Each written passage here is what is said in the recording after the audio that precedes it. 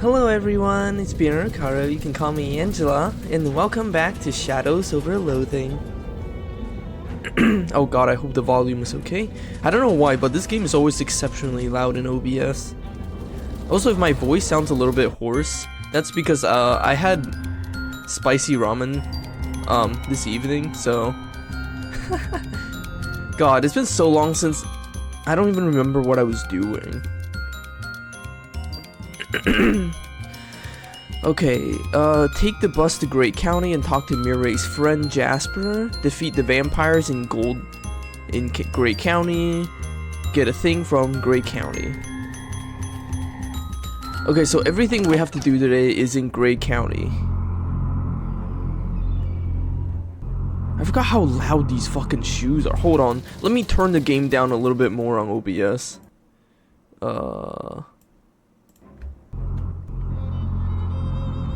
No, it's just the fucking shoes that are really fucking loud. The shoes are like way louder than everything else in the game. What the hell? Can I turn that down? Effects down. It's still just as loud. What?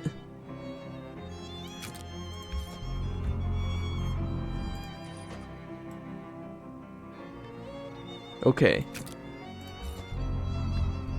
I don't know why these shoes are so freaking loud. How did I never notice how loud these are? Let me adjust the volume a little bit more. Okay, there we go. I think that's an acceptable volume for the shoes. God, I don't know why they're so fucking loud. Hello, Manage Bunny. Welcome to the stream. Thank you for the Swarp and Posture redeem. I was just adjusting the volume on this game. Because for some reason, these shadow shoes are just really freaking loud. Let's see. I've eaten my food today. I've drank my potion today. And I've had my cocktail today. Excellent. I have all the buffs I need. It's been a long time since I played, so is there any books I have to read? I already read that. I think I already got everything here. Yes, I got everything from the Shadow book. This buffs our HP. Upgrades shift reality. Space times rainbow. You've been meaning to read this one for a while. You just haven't got around to it. I guess I might as well since it's here anyways. You read the entire book from the first page to the last. You read every word of every sentence of every paragraph of every chapter. Reality shift has been upgraded. When you're done, you throw the book away because now that you've really and truly read it, you'll never need to read it again because you definitely already read it. I'm glad we get to know literally nothing about the book. These just upgrade armor, which we don't really need to worry about. Anyways, let's finally proceed with the main story by going to the Great County.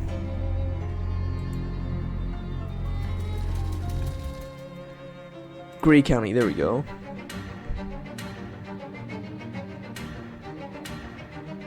God, the music in Great County is fantastic. In fact, let me turn it up on OBS a little bit more. God, I keep messing with the sound of that. But like, the sound of the music in Great County is honestly really fucking good.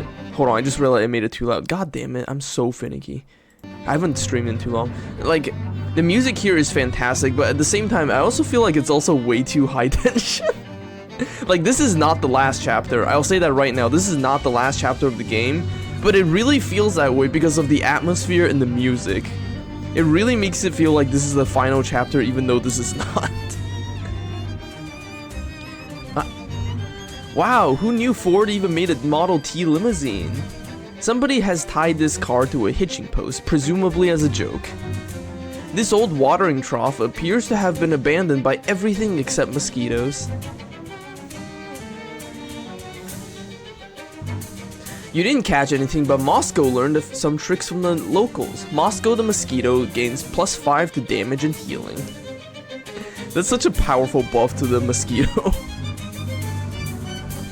This old man is fiddling intently with some kind of clockwork thingamajig. Excuse me. He looks up at you with the squint of someone who isn't used to focusing on anything more than 6 inches away. Can I ask you something? I don't get a lot of conversation practice, young lady, but last I knew it was standard to lead off with an introduction. Oh, sorry. My name's Lydia. Gwendolyn Lugati, what's your question? Gwendolyn continues to tinker with his device. What's that you're working on? Oh, just a little thing I've been meaning to keep myself busy with. What does it do? Nothing, on account of it being broken. Typically that's what makes such a thing interesting, but I need a replacement part and there ain't much getting around that. What kind of part? Mainspring. Not usually a problem, but I need a counterclockwise one. Kinda rare. Oh god, my throat. I hope I'm gonna be able to do this stream. Why not just flip a regular one upside down? Well now, ain't you clever? See that flange over there? Yeah? That's why. Maybe I can find you one? Well now, I ain't expecting much, but if you manage that, I'd appreciate it. Is there a clock parts store nearby? I used to buy parts off a doll maker named Gilmore, but that rat Hellstrom bought out his mortgage and foreclosed on him. Ran the feller off without even a buy your leave. At least I assume that's what happened. No idea where he went. House is still there, but it's real spooky now. Spooky? What happened? Well, nothing really. Just when there was a feller there acting like talking dolls are normal, they seem normal. When he ain't there, they don't. Anyway, it's down to roll the spell if you feel like having a look-see. Remember, what I need is a counterclockwise mainspring. Okay, I'll go have a look. Who's that Hellstrom guy you mentioned? Oh, that fat cut oil baron's what's been going around buying up every patch of dirt big enough to drill a well into. I ain't want to talk about it. He'll get his soon enough. What's that mean? Don't mean nothing. Just an old man talking old man crap. Huh. Well, I'll be seeing you. I love... the door is barred from the inside. You have to look elsewhere for your tack. I love these two ladies, by the way. I love the way they're just spouting off random names. A woman with long silver hair and a sultry smile is chatting with a burly woman wearing an eye patch. Hold on, I gotta prepare my voice for this.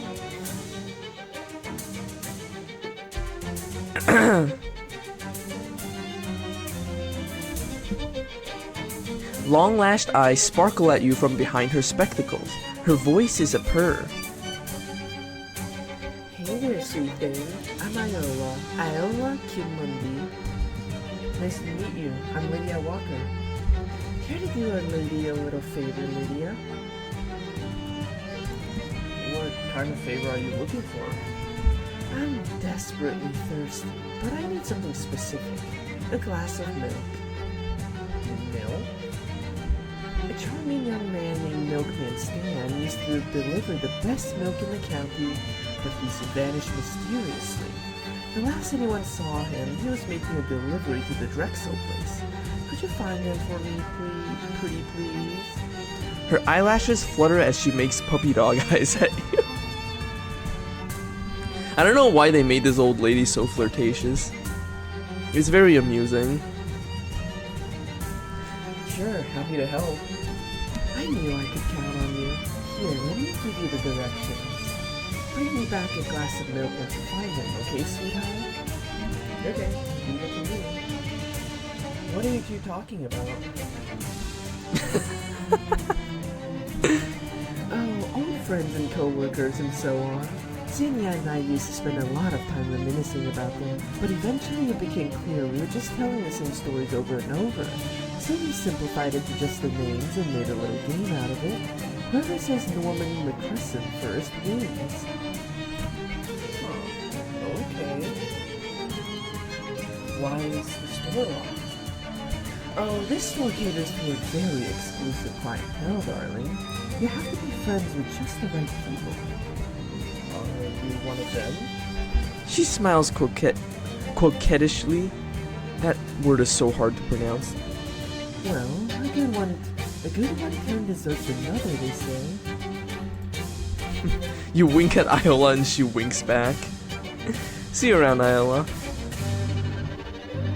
Honestly, it's amusing, but like I feel like in every Loathing game there's been like old lady fan service. Because even in West of Loathing, there was a very flirtatious old lady too.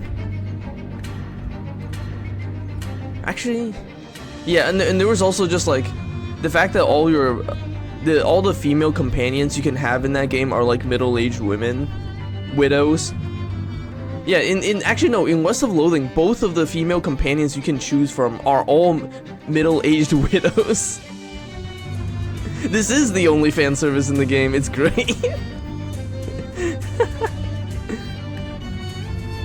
God, fun fact, but like on the Steam community page for the Loathing games, I've seen like Chinese fan art of the middle-aged ladies from West of Loathing too. They're very well done, but it is kind of amusing that they're kind of the waifus of the game.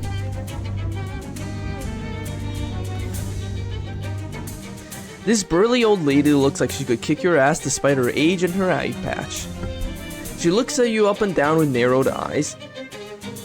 Correction, with narrowed eye, then gives you a slight nod, apparently deciding you aren't a threat to be immediately pummeled into the ground.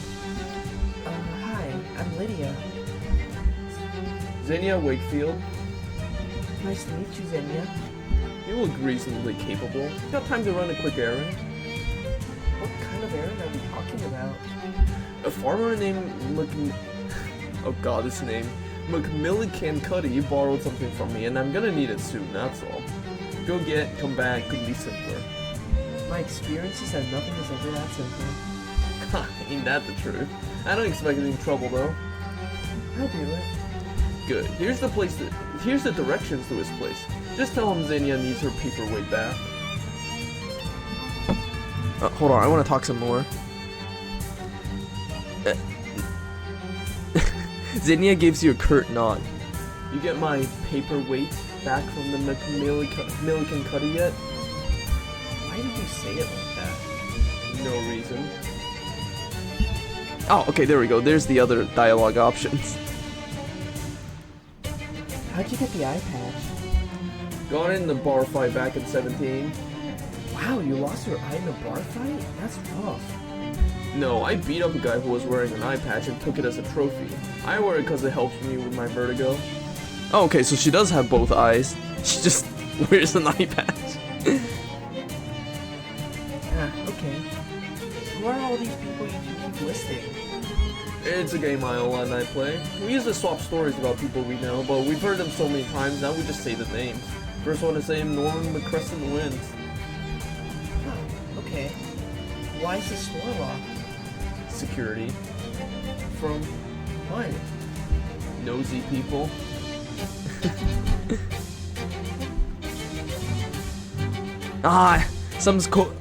Some hobo code is scratching the dry ground, but I can't read it because I'm shadowed. Rusty toolbox. A car-shaped pile of rust. Hold on, let's talk to Barker. Oh god, hold on, my throat. Why did I decide to do this to myself? Barker is sniffing the air intently. Did you find something again, boy?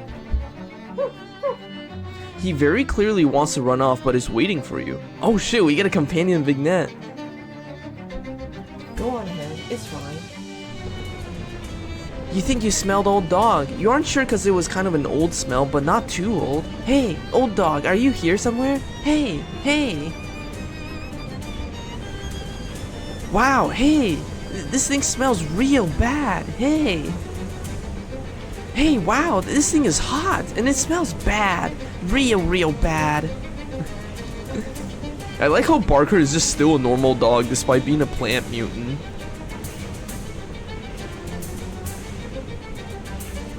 This thing would be good to pee on, but not right now. Another one of those flat things with shapes on it. It smells weird. Hey, open the thing. Hey, anyone in there? Hey. Hey, round thing. What are you doing here, round thing? Hey, hey, hey. Wow, another bad smelling thing.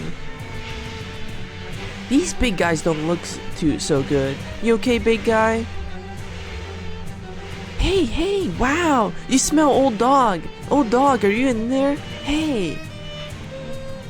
Old dog? Oh, wow. Old dog is just bones now. Poor old dog.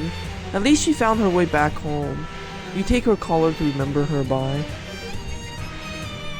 Goodbye, old dog. Hey, hey, wow, one of those fastings. Hey, you're too slow fasting. I can catch you easy. Hey, hey. This, wow. Maybe don't get too close. This smells very weird and bad. Much weirder and badder than all the bad smells around here. Lot 223. This wasn't as much as fun as the other time, but at least you got to see old dog again. This really is the mind of a dog. Okay, so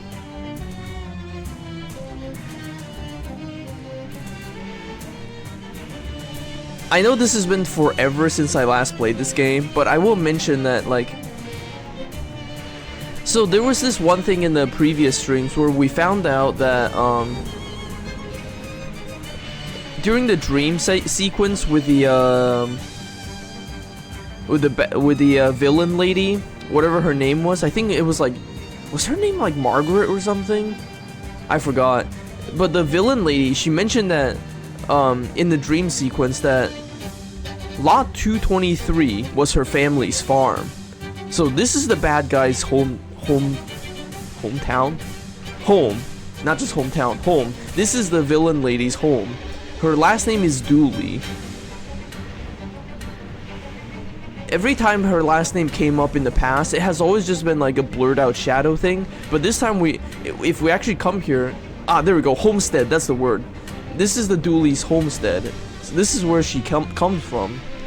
And in her past, I think in one of the newspapers or something, actually I don't know if we have that newspaper yet, but there was a mention somewhere of a massive barn explosion.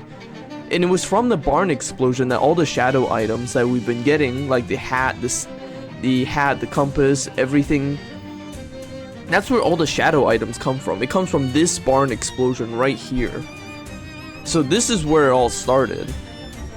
And it's only if you play Barker that you actually get to find this out, because Barker is the only one who actually comes here.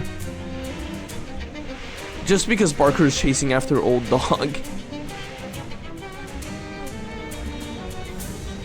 Which is kind of cool, honestly. I love the fact that all the different companion vignettes show you like a completely different part of the game story. And sometimes if you just don't have the right companion, you just don't get to find out about these things.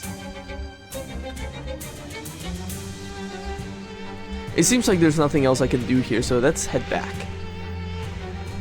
We've unlocked a lot of interesting lore. Oh hey Barker, how was your little adventure or whatever? You seem down about something. What's this old collar? Daisy 3? Do you want to wear it?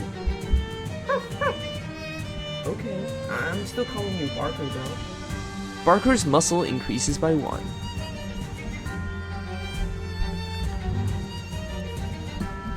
How you doing, Barker? That obelisk business was strange, huh? Did I look like a ghost to you or something? Yeah, it was pretty weird.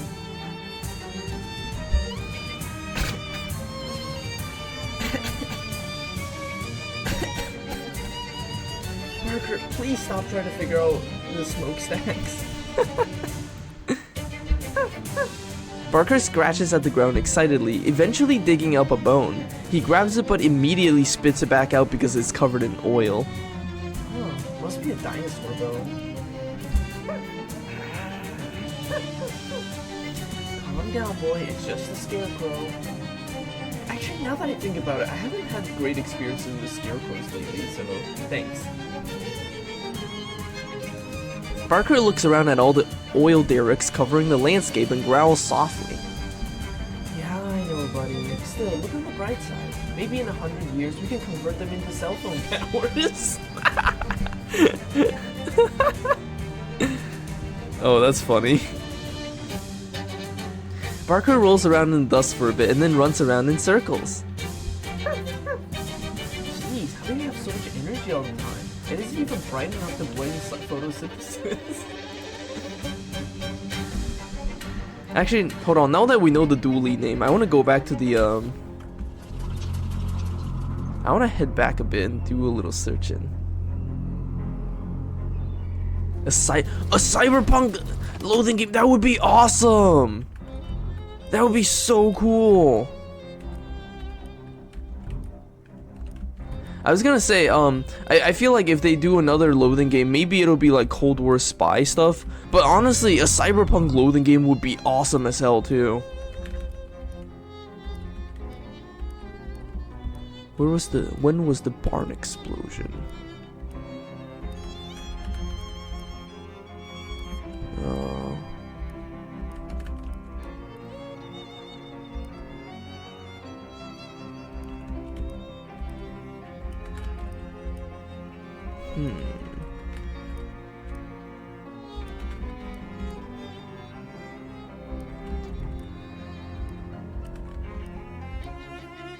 Ah, there we go. This morning, a new sculpture donated by Ocean City comptroller Margaret Smudged. Yeah. I don't know if I can find the news. Maybe I won't find the news article about the barn explosion until later. But I do think it's interesting that like we actually get to find out who Margaret is. I feel like I already did the... I know there's supposed to be a shadow rift here, but I might have already done it, which is why there's nothing there.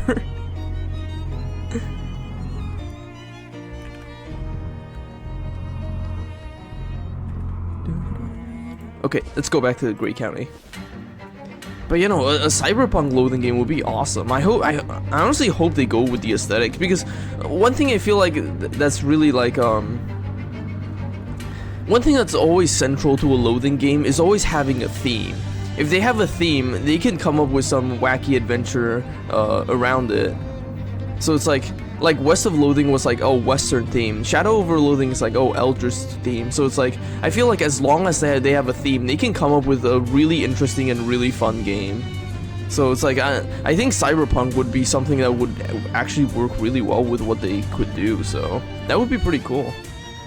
Anyways, we have some quests that we gotta complete, so let's go to Gilmore's house. Despite the bank-raw desolation and violent incursion from the oil barons, the farmlands still possess a pastoral beauty, but that too is shattered when the cursed compass curls its black needle like a tongue and flickers west-easterly at a mailbox. That makes sense. There's a letter inside, its seal evaporated with age. It's from an army private to the woman who lives at this address, apologizing for stealing her deceased husband's identity in the war. It seemed like a good laugh at the time, he writes, but few seem to appreciate the humor. He encloses the husband's wedding ring. Oh, I'll take that. Who does it really belong to at this point anyways? We got the Saint Stilton's signet ring.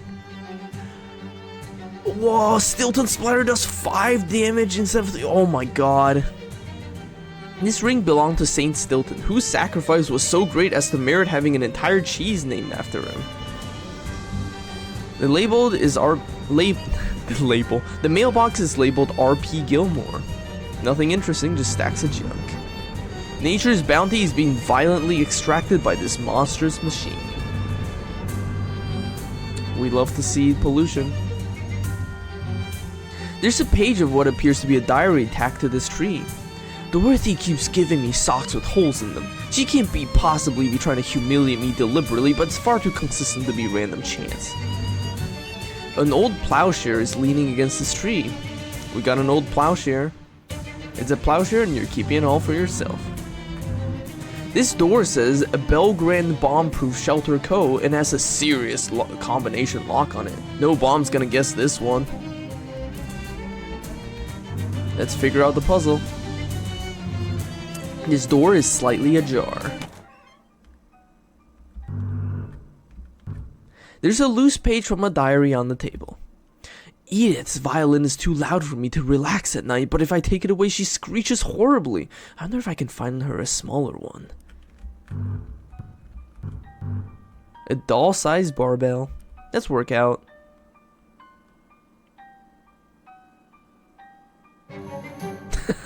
Great, I got EXP.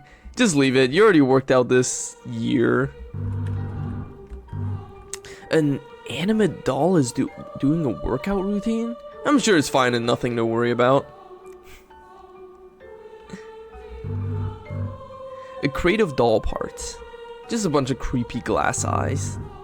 There's a book of children's horror stories on this childless man's table. Maybe it's for the dolls? Or maybe it's for you. Yeah, it's for you. We got scary stories for spooky children. Stories in the grand tradition of traumatizing children with age-appropriate horrors. We can get Nightmare Alloy. This book was banned at school when you were a kid. The principal didn't think stories about dentists eating patients' teeth were appropriate for children, which is funny because that's exactly what ended up happening to it. What the fuck? And then you did have to hear about what the fuck? There. The first story is too gruesome for words. Literally. It's a full-color illustration of alligators squeezing into a school bus through the exhaust and eating all the passengers. Chilling, and all the more so because it really could happen. We'll read more if we need the spooky armor. A crate of doll parts. An entire crate full of horrible little mouths. Oh god, that's creepy. More so than the eyes, I feel like. A page of someone's diary is pasted to the wall. Must correct Velma's mechanism so she'll squeeze the toothpaste from the end of the tube instead of the middle. I'm losing a fortune in wasted paste. A tiny radio produces a tinny sound. This doll is scratching out gibberish on a tiny sheet of paper. 8 pages a day. Just 9 reps get in shape. Always 8 hours of sleep per night. A box of toys for other toys. Ah, chemistry set. We got a doll-sized chemistry set. This chemistry set is so small that its pipettes are more like pipettes. A rubber plant. What? A rubber plant. One of the dolls must be allergic to real rubber plants. A crate of doll parts. Oh my god, why do dolls even need hearts? This is just pointlessly creepy. Oh hey, nested amongst them is that spring Gwendolyn wanted. We got a counterclockwise mainspring. You don't see what's so special about... Oh wait, you were looking at it backwards. Yeah, this is a special spring, alright. A diary page peeks out from under the pillow. Something's defective with Ruth. She's doing twice as much of everything as she ought to be. I must have gotten her gear ratios messed up. This doll is playing a violin in a way that makes sleep unimaginable. 8 hours, no more, no less. You only need 2 socks at a time. A dresser. Hello, dresser. If you're quick, you can probably grab those socks without getting eaten by that creepy doll. You grab the socks and it feels like a real sock a sock dolager for doing so. We got fancy dress socks. These pair of socks is nicer than anything else you own combined. A leaf from a diary is nested amongst the dirty laundry. I'm stuck in a rut. Every day is the same routine. Eat breakfast, get dressed, brush my teeth, exercise, work on my novel, go to bed over and over. All the same, always the same. I thought the dolls would help, but they've only made things worse. I feel like I might be going crazy. In fact, that sounds like a pretty good idea. I think I'll start right now. Just doll arms. Dozens of little awful arms. All pants. The shirts must be in a different closet. 4 eggs are part of a perfect, complete breakfast. Ah! I didn't get to see what was in the box. A simple cupboard. It's bare of everything except for cereal. I got a box of wafer corn cereal. The name and composition of this breakfast cereal are chosen specifically to avoid infringing Kellogg's trademarks in an effort to avoid litigious hauntings. A modern fridge. Let's see if its contents are also modern. Meanwhile, I'm just getting smacked with fucking eggs. The fridge is empty, but the freezer is full of fruity ice pops. We got 3 fruity ice pops. Ah, shipped all the way from Frisco. That's from west of Loathing. I don't feel well. I think Gladys put something in my coffee. Not just eggs like she always does accidentally. I believe this was purposeful. Perhaps I shouldn't have based her mechanisms on that strange old doll I found. Grace. I wonder where she went. That's a reference to West of Loathing, by the way. In West of Loathing, there's a haunted doll called Grace who likes to kill things. People, specifically. Looks like somebody left the stove on. A talking doll is throwing eggs at you from atop these shelves. There's one drawer you can reach without having to get too close to the doll. We got some junk. Brush for 3 minutes. One of those newfangled plastic-handled toilet brushes you've read all about in the papers. The future's yours to wield. We got a newfangled toilet brush. A regular human-sized toilet. Where's my fish in it? We got a grubby doll head. Ugh, if I had made this thing, I would have flushed it too. This doll head was not up to Gilmore's standards, so he disposed of it in the way he thought would be the most humiliating. Weird. What weapon was I using before? I'm guessing pizza cutter. Abigail loosened the pins on my barbell. I nearly dropped it on my head. She's definitely trying to kill me. I think they all are. Hellstrom can have the house and the main property. I'm going into hiding. First, I'm gonna tack these pages all over the house to make it clear that I'm insane, and then I'm going to go live in my bomb shelter. Scratch that. It's a doll shelter now. The sink is currently occupied by a creepy talking doll espousing the value of good hygiene. As long as you don't stand with your back to that doll, this seems too safe to fish in. I like how we actually go over to the right, so we're not turning our backs to the doll. We get a shadow clarinet. Oh shit, that's awesome.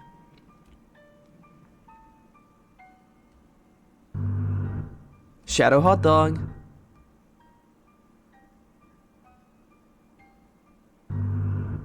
Shadow elixir. Hell yeah. Alright, so we got a bunch of numbers and we got a code. Let's put it together. So we have eat breakfast, get dressed, brush teeth, exercise, work on novel, go to bed. So the code is obviously the numbers that dolls have been saying. So let's see. Eat breakfast. And I remember one of the dolls says twice the number they're supposed to. So breakfast is 4.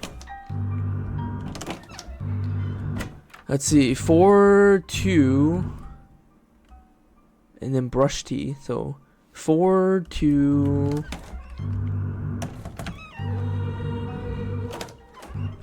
4, 2, 3. Let's see, 4, 2, 3, 4, 2, 3, 9, 4, 2, 3, 9, novel in bed, 4, 2, 3, 9, and then remember, she is saying twice the number she's supposed to, so instead of 8, it's 4, so 4, 2, 3, 9, 4, 8. 4, 2, 3, 9, 4, 8. 4, 3, 2, 9, 4, 8. Huh? Hold on. 4 eggs, 2 socks, 2 stalks. There we go. You hear a click from inside the massive steel door. Looks like you got it. I mean, it sounds like you got it. Hi there. A pile of unlabeled, sealed crates. The man cringes and backpedals frantically as you approach. Stay back. How did you get in here? And the doll sent you?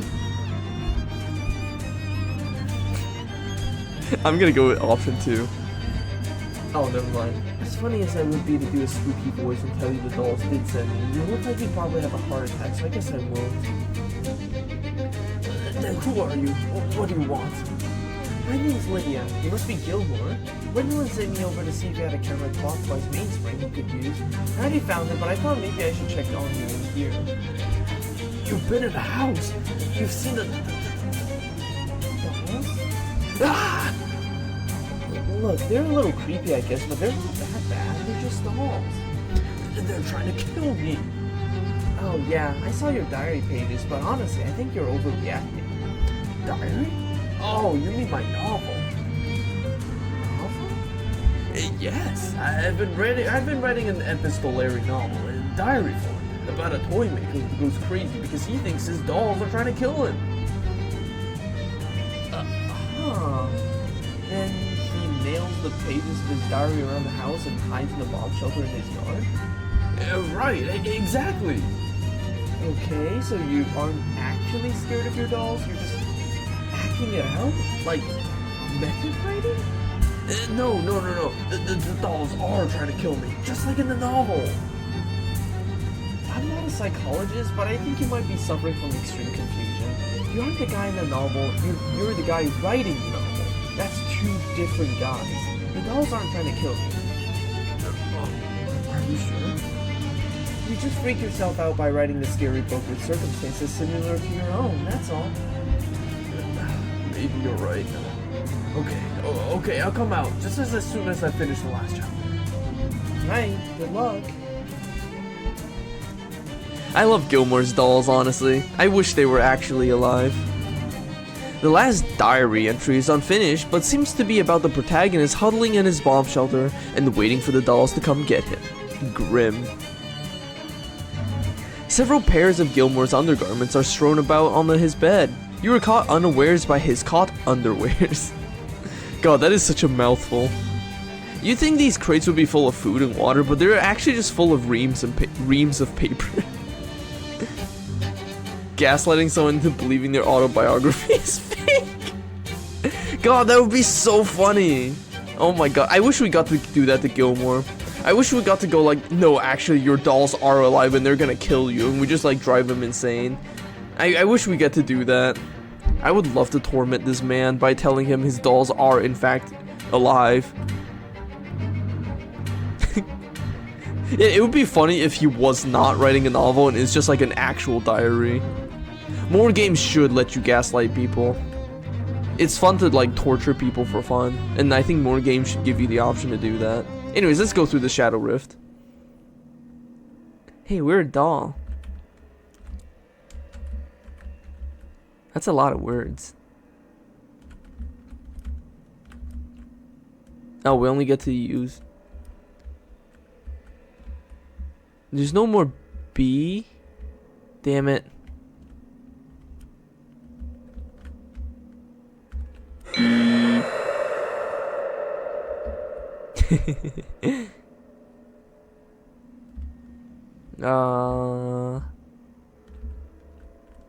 Where's...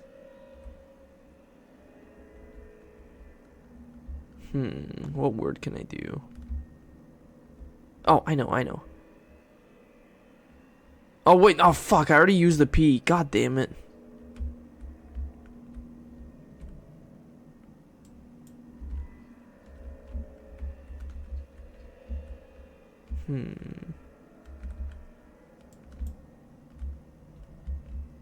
Damn it, I already used the P.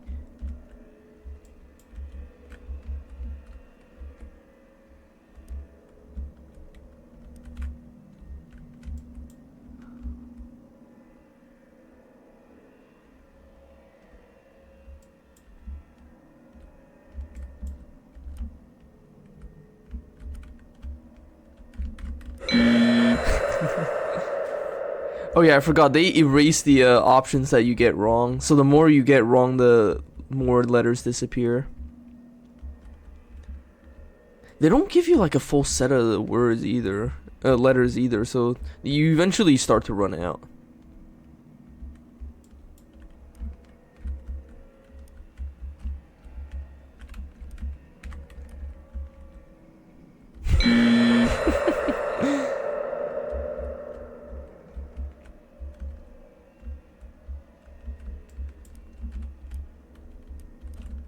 But you can't kind of just guess until you deduce it down to only the letters that are correct, essentially.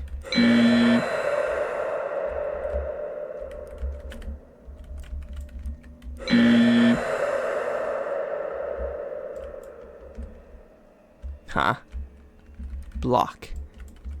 It's such a random answer. A throbbing ring of negative energy around an image of a hat. We'll take the hat. You hop into the ring and grab the gigantic hat. You hop out just in time to avoid whatever would have happened to you if you had been inside the ring when it slammed itself shut. Which, by the way, it just did. A shadow skull cap. A spherical shell of solidified 13 physical armor. That's a comical amount of physical armor. God, it looks ugly as hell, though. I want to wear my clammy, taped up, creepy, comfy, terribly cursed fedora. I don't want to wear the ugly-ass shadow skull cap. Fillmore fidgets nervously. Alright. Let's see. Next, let's go to... I want to go to the Milliken-Cuddy's farm, actually. The crystal compass draws your attention to an aged well outside of a farmhouse. You've never felt the instrument so excited. All is not well in that well. The well's rope extends down into its dark belly. Man, is this compass trying to kill you? There's a dang snake in the bucket. Oh wait, no, this is just a coiled length of rope. It's only a rope. Ah, that was a tongue. It has a tongue. That's a snake. The rope snake slithers to the top of the bucket and propels itself into the grass. It scurries away with the haste of a prisoner making jailbreak. Oh, huh. Maybe it is a rope. Maybe. Got a shadow rope.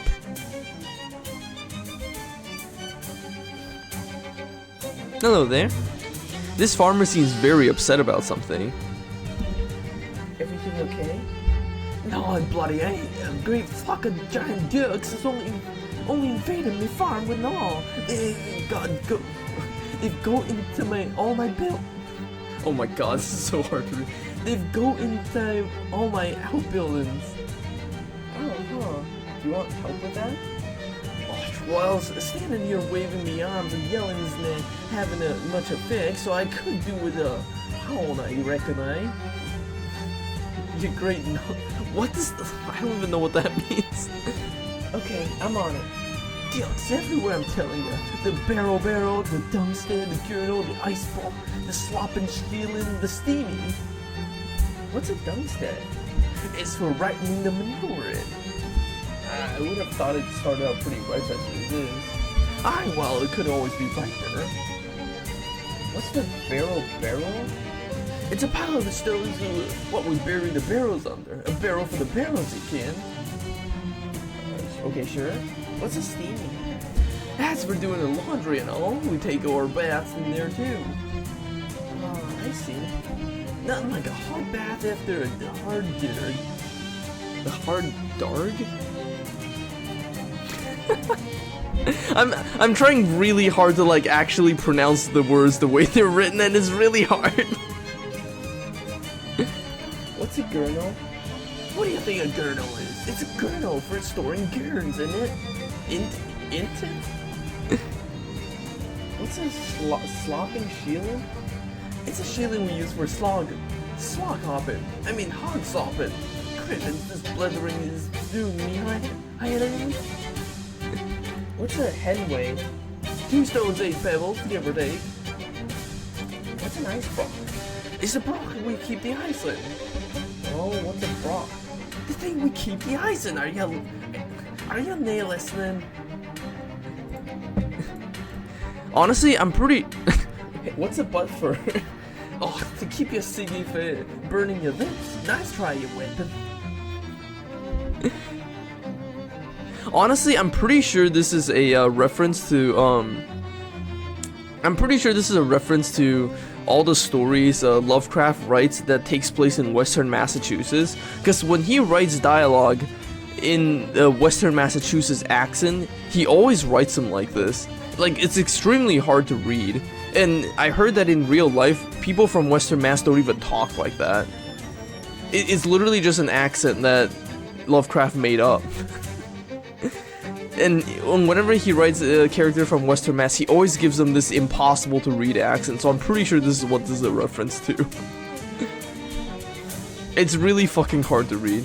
Also, I don't want to do this yet, I just realized, because there's something I need to get before I come here. So for now, let's go to the Pukwudgie. Lovecraft's dyslexia. Bubbler, there we go. Barker's hackles rise, and he starts growling and sniffing at the air.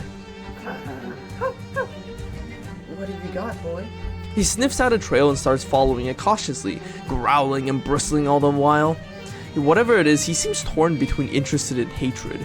Let's follow him to the burbling ooze. This is where we need to... This guy's supposed to be Australian, but everything... Yeah, no, it's like, it's genuinely unreadable. Actually, no, I didn't need to come here. But I'll come here anyways. This ooze is really burbling. If you taunt it, you could probably get it to attack you. Well, first, let's fish in it. Oh, Shadow Mead. Oil Man Stetson. There's strange things worn in the field of corn by the men who drill for oil. I got an oily wallet. Let's fight some ooze. Oh, these ooze don't stand a chance against my shadow underlings. They don't stand They don't stand a chance against me either. Oh, they have sleaze armor actually. They are weak to fire damage. Cleanest X support.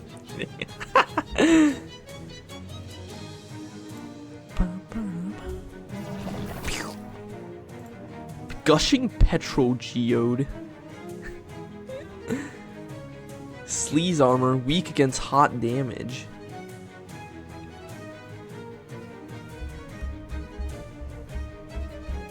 I could also just like... Hold on, let's get rid of this spider. I have 5 AP. I have so much fucking AP. Let's do this. Oh wait, if I do this again, I will die. Shadow Bite? Yeah. How much HP do I have? 15? Shadow Bite. There we go. We got refined oil, electrified oil, and gusto. Ew. This little rock doesn't stop spewing oil unless you plug up the hole. That's so gross. Anyways, this is not where I wanted to go. An elderly woman rocking on her front porch asked if you wouldn't mind collecting something for her from the pharmacy. Her bull has gotten loose in there and become addicted to prescription amphetamines. I don't have enough strength. Oh, good luck with your bull problem. What's my strength? It's only 9? What in the world? Oh, it's because of my food, it just gives me AP. How much is my AP? 7? I don't need 7 AP. I want some strength.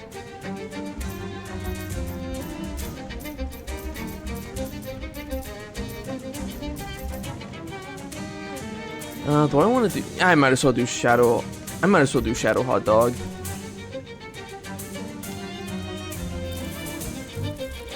There, now have 10 muscle for the next time that event happens. You find an abandoned truck parked on the side of the road with its hood open. Its old peeling bumper sticker says, "I'd rather be fishing." Underneath that, somebody's written, "Screw it, I'm going fishing." Most of the engine is gone, plus the doors and the entire glove box, but somehow there's still a toolbox in the back. We got junked. Ah, there we go. Just off the road, a little path leads down to an old stone well. Here, at the top of the path, there's a sign that says, "Don't." Next to that, there's another sign with a skull and crossbones on it. Next to that, there's a post with a hook on it and the rusty fire extinguisher hanging from the hook. So that's a little unusual. Let's go to the hell hole. Hell yeah. Wow, it is hot here. A smoldering creosote bush.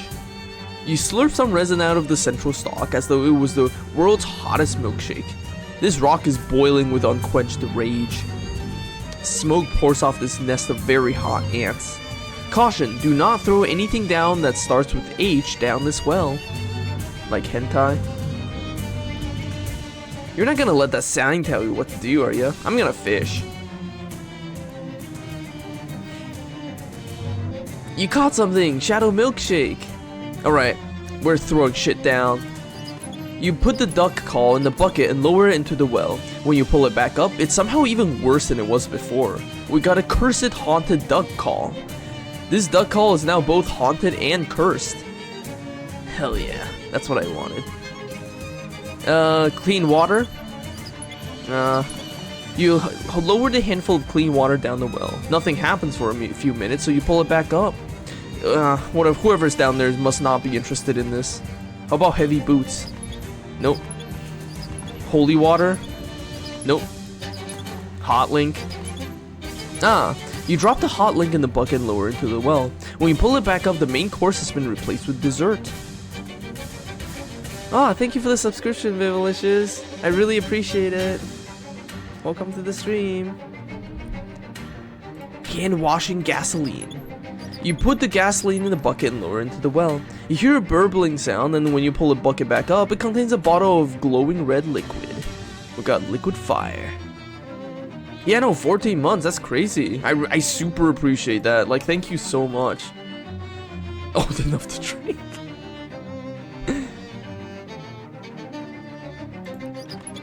You lower the reference card into the well. When you pull it back up, it has been transformed into a smoldering book. We got the Libris Maledixis Oceanum, a book of secrets penned by those souls unfortunate enough to have sailed to hell and back. Deals your moxie and sleaze damage to all opponents and set them on fire. If you put any food down there, you just get devil food cake. What about this amethyst choker?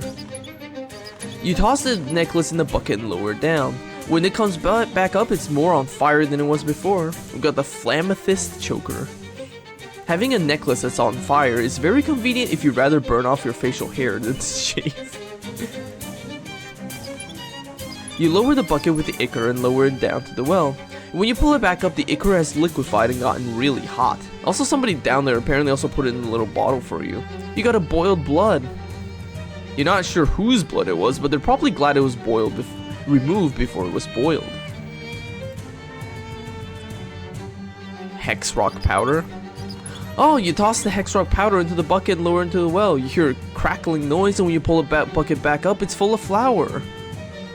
Oh shit. What about a hex rock badge?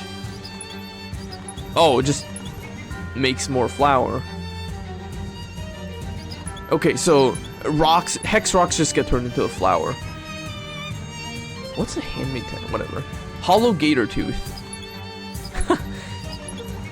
It's been twisted into a convenient gun shape. We got the gator tooth gun. Hot pot metal. Oh, I shouldn't have done that. Whoops. We just turned the ring into a bunch of molten metal.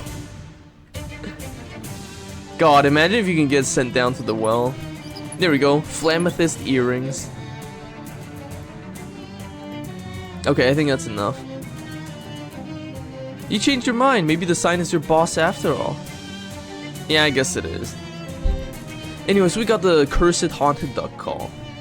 A kindly faced old man greets you from his rocking chair in the front of an old farmhouse. Howdy there, friend. Name's Chester. Don't see many new faces in these parts. Chester? Oh, hey, my future... someone said I should talk to you. A future someone, eh? Talk to me about what? This ring. Oh, dearie, dearie, you're wearing the Mobius ring. So you've used this power, have you? Found out about the curse? Well, I found out that I can't take it off. Is that a problem? It is for you, Lydia. It occurs to me that I didn't actually introduce myself yet. I said I don't see many new faces around these parts. Your face, I've seen quite a few times. Oh, jeez. The curse of that ring is, once you use its power, you're trapped in its loop. Gotta follow the loop, and you can't get rid of it till the loop is finished. But a future me gave it to me, so she must have found a way to break the curse and take it off, right? Nope. What she did was get herself another ring, a future copy of it, to give it to you. That jerk. Nah, don't be mad at yourself. Didn't have a choice. It's part of the loop. I've been looping since before I got the ring, though. Yeah, that's the before shocks. But what caused the whole thing was you putting on that ring and using its power. You could have avoided it by just not using the ring, but it's too late now, I'm afraid. Wait a second, but the future me already used it. How could I not have? Because the Mobius ring is a loop, see? And what makes a loop is that it's got a hole.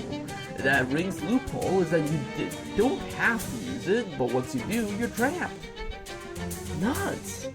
Don't worry, kiddo. All you can do, are going to do, is get another one and give it to your younger self, and hopefully that one will listen when you tell her not to use it. Alright, so where do I go next? Delphine Farm. And where's that? Right here. He gestures at the house behind him. I guess we're going to the Delphine house. Oh boy, it's this fucking segment. Always a pleasure, Lydia. Anything you want to ask me, go right ahead. Who are you? Oh, I'm just an old man with an unusually specific people-watching hobby. Can you help me out with this? Sorry, but I've never actually been inside there, and none of you ever seemed interested in talking about it much after you finished. But I do finish? Oh yes, eventually. That wasn't as confidence-boosting as I would have liked. Sorry. What is this place? Delphine Farm. That's all I know, I'm afraid. This place was already abandoned when I got here. Well, abandoned except for you. How long ago was that? I don't have any way of knowing. Well, how many times have you met me? I lost count. Jeez, Chester. Sorry, Lydia. I'd like to help you out more, honest, but this whole situation is nearly as much a mystery to me as it is to you. This sucks, Chester. Sorry, Lydia. If it was fun, it wouldn't be a curse, I suppose. Feel free to take a break and go do something else if you're getting tired. You'll be back. Guess I can't think of anything else to ask you. See you around. Round and around. Oh boy. Just as you step up to the door, it opens, and a future you steps out. She's noticeably older than you, and one of her hands has been replaced with a steel hook. Oh, whoops. Excuse me. What happened to your hand? What happened to my hand? This? Don't worry about it. This doesn't happen for like 10 more years. What's going on here? What am I supposed to do? She looks at you for a moment, thinking. Okay, I do remember this. I guess I give you the rundown. Oh, thank God. Don't get too enthused. I don't give you much detail. It goes like this. The ring is in this house, and there's about a dozen things you have to do to get it. But you have to do them in a very specific order, and if you mess up, this part of the loop resets and you have to start over. How do I know the order? Part logic, part trial and error. There's some future yous in there who can give you hints, but talking to them will make things more complicated because you'll be adding that interaction to the loop. So you have to pass those hints on to the younger yous later. Oh, swell. Yep, hope you got a pen. Have fun. I didn't. She walks past you and exchanges nods with Chester and heads down the road.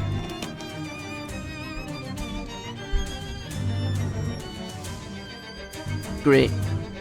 You look at you expectantly. I mean, that you is looking at you expectantly. Feels like she's waiting to talk, but you need to make the first move. Hi, can you tell me what I'm supposed to do in here? I can tell you about the door behind me. You have to unlock it before you find the key to it. Before I find the key to it? Yeah, sorry, I only just got here, so I don't know much. The last thing I did was get the hatchet out of that wood pile, so now I have to talk to you, because I talked to me. So, don't forget to do that. Okay, thanks. She nods and leaves through the door on the left of the room. The door at the left end of the room.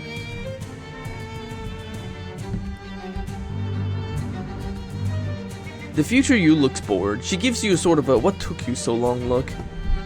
Hi, can you give me the hints? I can tell you what I told me, which is that you have to raid the medicine cabinet in the bathroom before you get the hatchet, and I can verify that because I've done both. Huh, okay, thanks. Anything else? The only other thing is to remind you to have this conversation again after you unlock the locked room, because that's when you'll be me. Okay, got it, I guess? The other you gets up and leaves towards the other end of the room.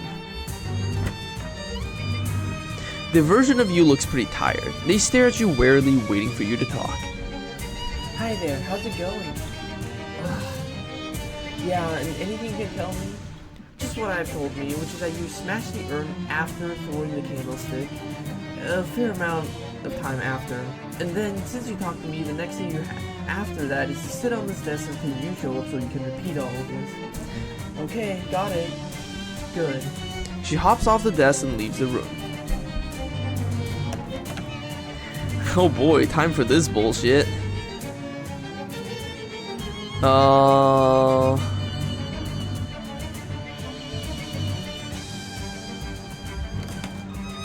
I don't even remember the first step. The fireplace is empty, but there's a couple of nice little brass candlesticks on the mantle. You take one of the candlesticks. It's a nice weight for throwing.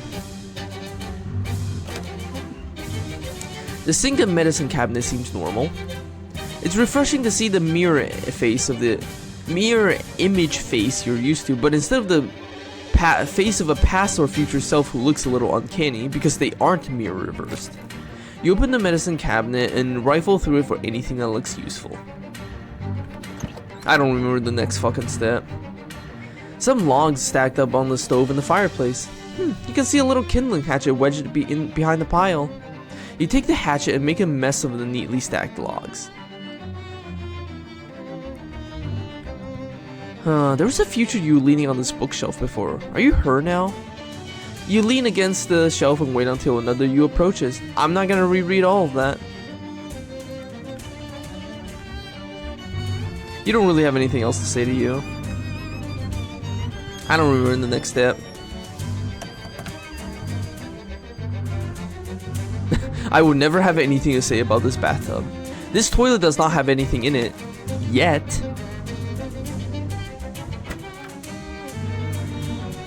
There's some really sad looking dried up plant fronds in this pot. There's no bulb in this lamp, it's just an awkward and empty hat rack now. You hear a noise above you and look up. There's a hatch in the ceiling that must lead into the attic, but the pull cord is broken off. Sounds like someone is rummaging around back there. You chuck the candlestick at the trap door. It bounces off with a thud and clatters to the ground and rolls away. A muffled voice calls down to you. Hello? Hey, can you lower the ladder? It's a kind of folding stairs thing. Well, lower that then. Okay, stand back. The hatch opens and a narrow staircase unfolds slowly on the counterweighted hinges. As you climb the steep and rickety steps, you hear a crash thump sort of noise, like a bunch of boxes falling over, but you don't see anyone else in the attic. The attic steps automatically fold themselves back up as you take your weight off of them. A bunch of old storage boxes and stuff. You go through the boxes one by one, stacking them neatly nearby. There isn't anything good in them, but you do find a big hole in the ground. Then you hear the loud bang from the attic hatch. I'm not gonna repeat all that. You poke around the stairs until you find the hatch that lowers them and activate it. As the stairs slowly unfold, it occurs to you that there wasn't anyone up here when you got here, so maybe you also shouldn't be here when they get here. The owl skeleton lends the room an air of mystery that it hasn't actually earned. That you, that's slouching in his armchair, looks totally fed up with all this. God, finally! This is the last thing I have to do before I can finally get out of here. Well, the last thing. The last thing is opening that box, obviously. Here's the hint. Getting the plant food comes before flushing the toilet. After you feed the plant, you're me. Okay, got it. Now, please leave the room. I want to be alone when I finally open that box. Sure. Congratulations. Ugh. Getting the plant food comes before flushing the toilet. This door is bolted from this side. The future you was hanging out on this chair earlier. Is it your turn? You sit down and wait for earlier you to show up. It takes forever. What were you doing? Let's see.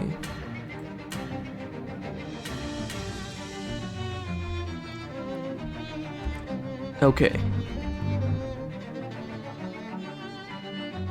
The funerary urn, presumably full of ashes. There's a black framed photograph of someone on the wall, but it's too distant and blurry to make out any details. Do I smash the urn? I don't remember. I have to get the plant food, I remember that.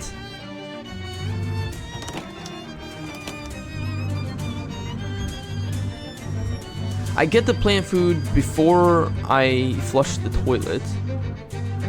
Do I smash the urn? Ah, fuck, I fucked up. God damn it, I fucked up. I have to restart. Okay.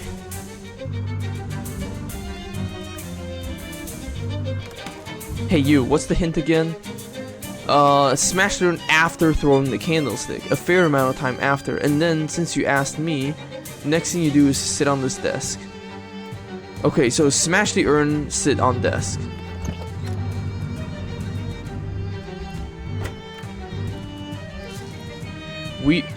Weirdly, all of it vanishes as soon as you take it. Maybe because you still have it from before, or maybe because you use it already. I mean, one of those options must be true. Okay. Kindling, lean, throw, go up, move, get the fuck out, talk, unlock, sit at desk, plant food? Nothing in there but a jar of plant food. Guess that answers your question. You grab the jar of plant food. Barker will probably love this stuff, but it's unlikely you'll ever be able to take it out of the house. Do I flush the toilet now? The toilet does not have anything in it yet. God damn it, I don't flush the toilet yet.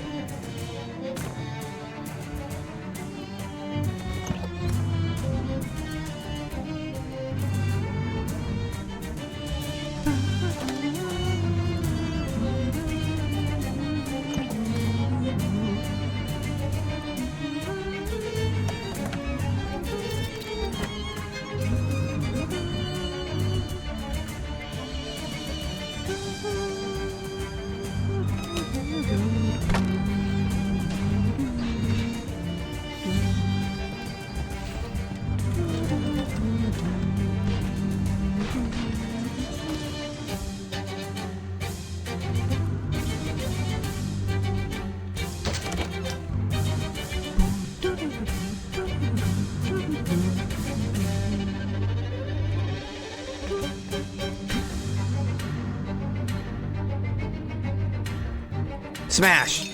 You use the kindling hatchet to smash the urn. It's a little bit like breaking open a piggy bank, except that analogy is psychotic.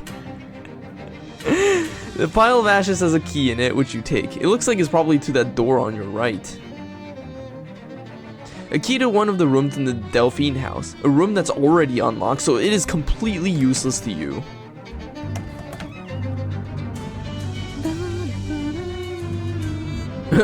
Some long... Huh, you can see a little kindling hatchet wedged between the pile. Wait, what?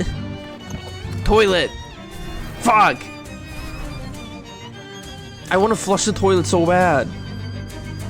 Let me flush the toilet.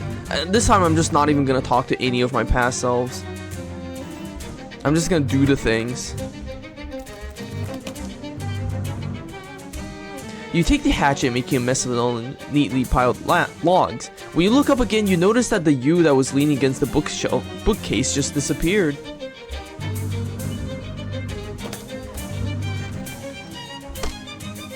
If I just ignore all myself, I can get through this much faster.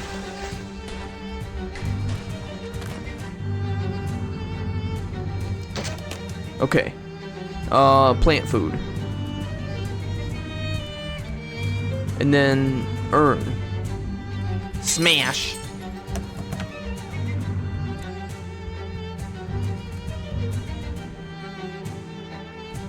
Do I flush the toilet now?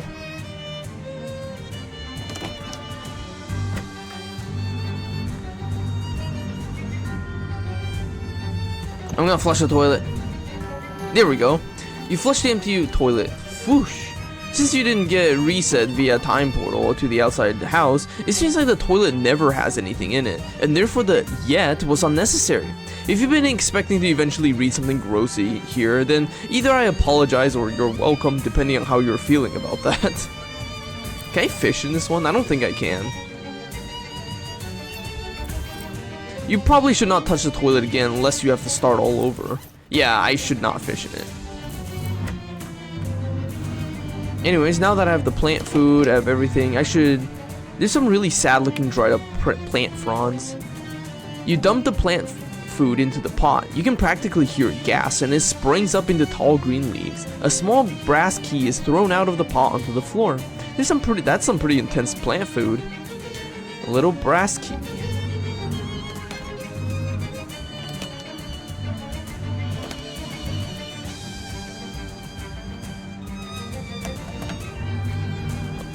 The dramatic setup makes this box looks really important, but it's just a dirty old shoebox with a padlock on it.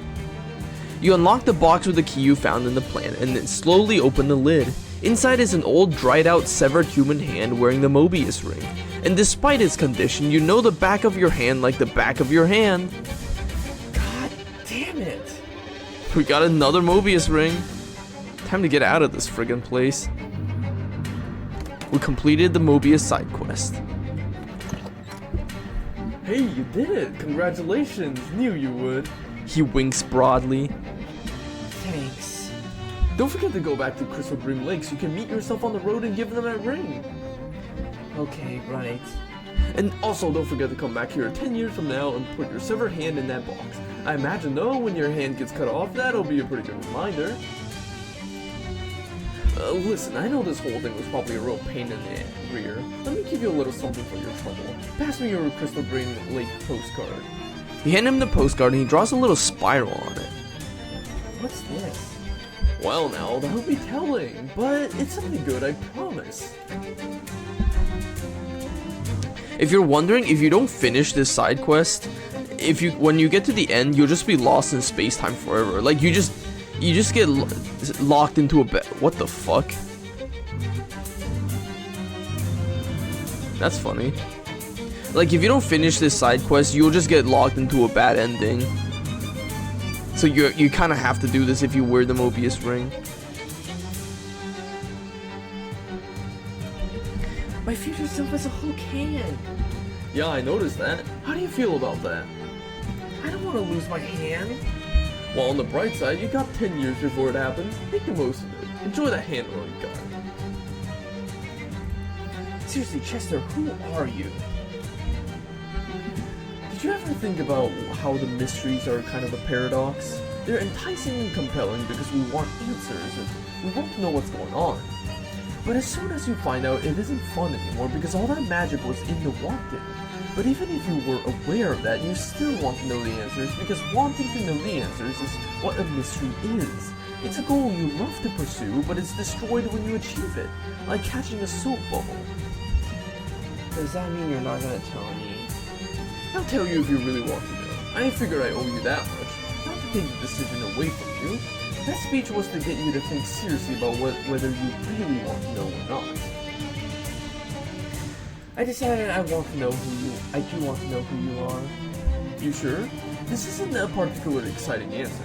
Most mysteries aren't. It isn't a funny answer either. Yeah, just tell me. Name's Chester Mobius at your service. I'm just an old fool of a jewelry crafter who was afraid of dying, so I tried to make a magic brick that would keep that from happening. I suppose it worked, technically, though not in the way intended. Are you saying you're stuck here forever? Well, how exactly the word forever relates to this situation is a little unclear, but it sure appears that way. That's horrifying. Nah, it's not so bad. Weather's alright, I don't get hungry, and there's plenty of people to chat to. Well, plenty of a person. Sorry for the inconvenience, Lydia. It wasn't intentional. I don't even know how you got mixed up in this in the first place. If there even was a first place. Jeez, Chester. Aw, no need for that maudlin look, I'm fine. You go on now. I know you've got much more important stuff on your plate. I think I know you well enough to know there will be another one of you along directly. Okay, see you around, Chester. This guy is Chester Mobius, the guy who got us fucked up in this situation in the first place. There's no way you're going back in there. Well, I guess we're going to Crystal Dream Lake. We gotta get this shit wrapped up.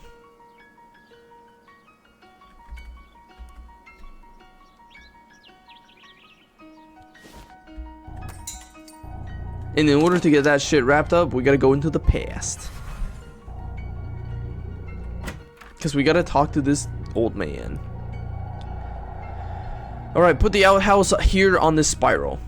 You show him this postcard and point to the X on your future self, scribble on it. Right here, please. Really? There's nothing there. Yeah, I'd like there to be an outhouse there instead.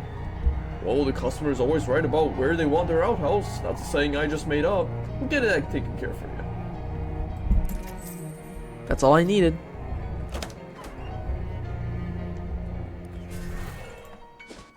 Alright, let's go to the spiral. An unremarkable spot. It has nothing except for one singular outhouse. Perhaps this place was more remarkable at some other point. Camp Crystal Dream? If there really is a summer camp in this crazy time nexus, it's gotta be one liability nightmare. This looks like an old car, but much cooler. You try to open the door, but it's locked. We can use the curse key to unlock it? I'm gonna do that. The curse key rides in your hand until it finds a shape that fits the lock. There's a pretty fancy looking gun in the passenger seat. Since you're pretty sure the owner of this car hasn't been born yet, you feel okay about taking it. We got an automatic pistol! A modern automatic pistol, although it may be a bit more modern than you've seen before. Not that you're someone who's intimately familiar with the state of the art in firearm technology. What the fuck was that sound? Oh, wait, is it really the Friday the 13th camp? Is that where the name Crystal Dream comes from? That would be really funny, actually. That's one hell of a reference to make.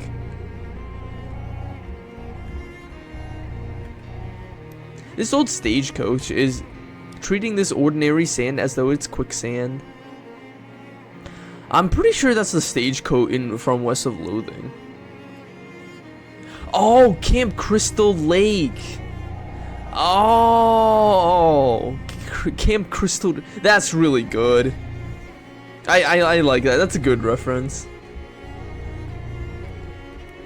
A really nice cowboy hat's gone down with the ship. We got a really nice cowboy hat. This pristine hat has obviously never seen the inside of a cattle drive. Man, now I wish they did some like Friday the 13th shit in this. Actually, maybe they have. I don't know. There's some alien shit up in here. Robot half buried in the weird colored sand. It's a ring. You pry part of its pincer and grab it. Glowing ring. On the third round of combat, rewinds time back to when you still had all your HP. Pure energy made solid, then bent into a little circle a little bit bigger than the diameter of a human finger. It's an ancient sarcophagus. You approach the sarcophagus. The top has long since crumbled to dust and is empty. Oh wait, no, it isn't empty. There's a jawbone on a very small pillow. You bend down for a closer look and hear a faint whisper. I beg your pardon? I'm sorry? You lean in even closer. You still can't hear it. This seems kind of rude, but so is leaving without hearing what it has to say. You pick up the bone and hold it to your ear. Come on, please speak up. You jam the jawbone as far into your ear as you can. You jam your finger into the other ear and close your eyes and listen as hard as you can. Undying. What? Undying. Okay. You put the jawbone back in the sarcophagus, and in doing so, notice something yellow hidden underneath the underneath the pillow. You grab it as a reward for your patience. You got a smiley face button. This is an abstract representation of a smiling face made out of bakelite and painted bright yellow.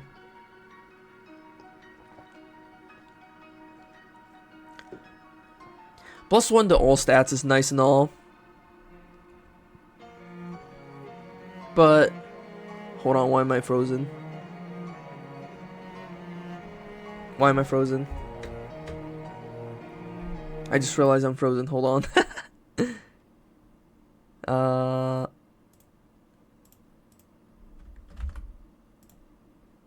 Okay, I'm unfrozen. That was funny. But yeah, it's like, that thing is nice and all, but we literally have something better already, which is the Monster Club sash, so, you know, I haven't been using, I want to keep the pocket watch, though, because I want to get more, special items.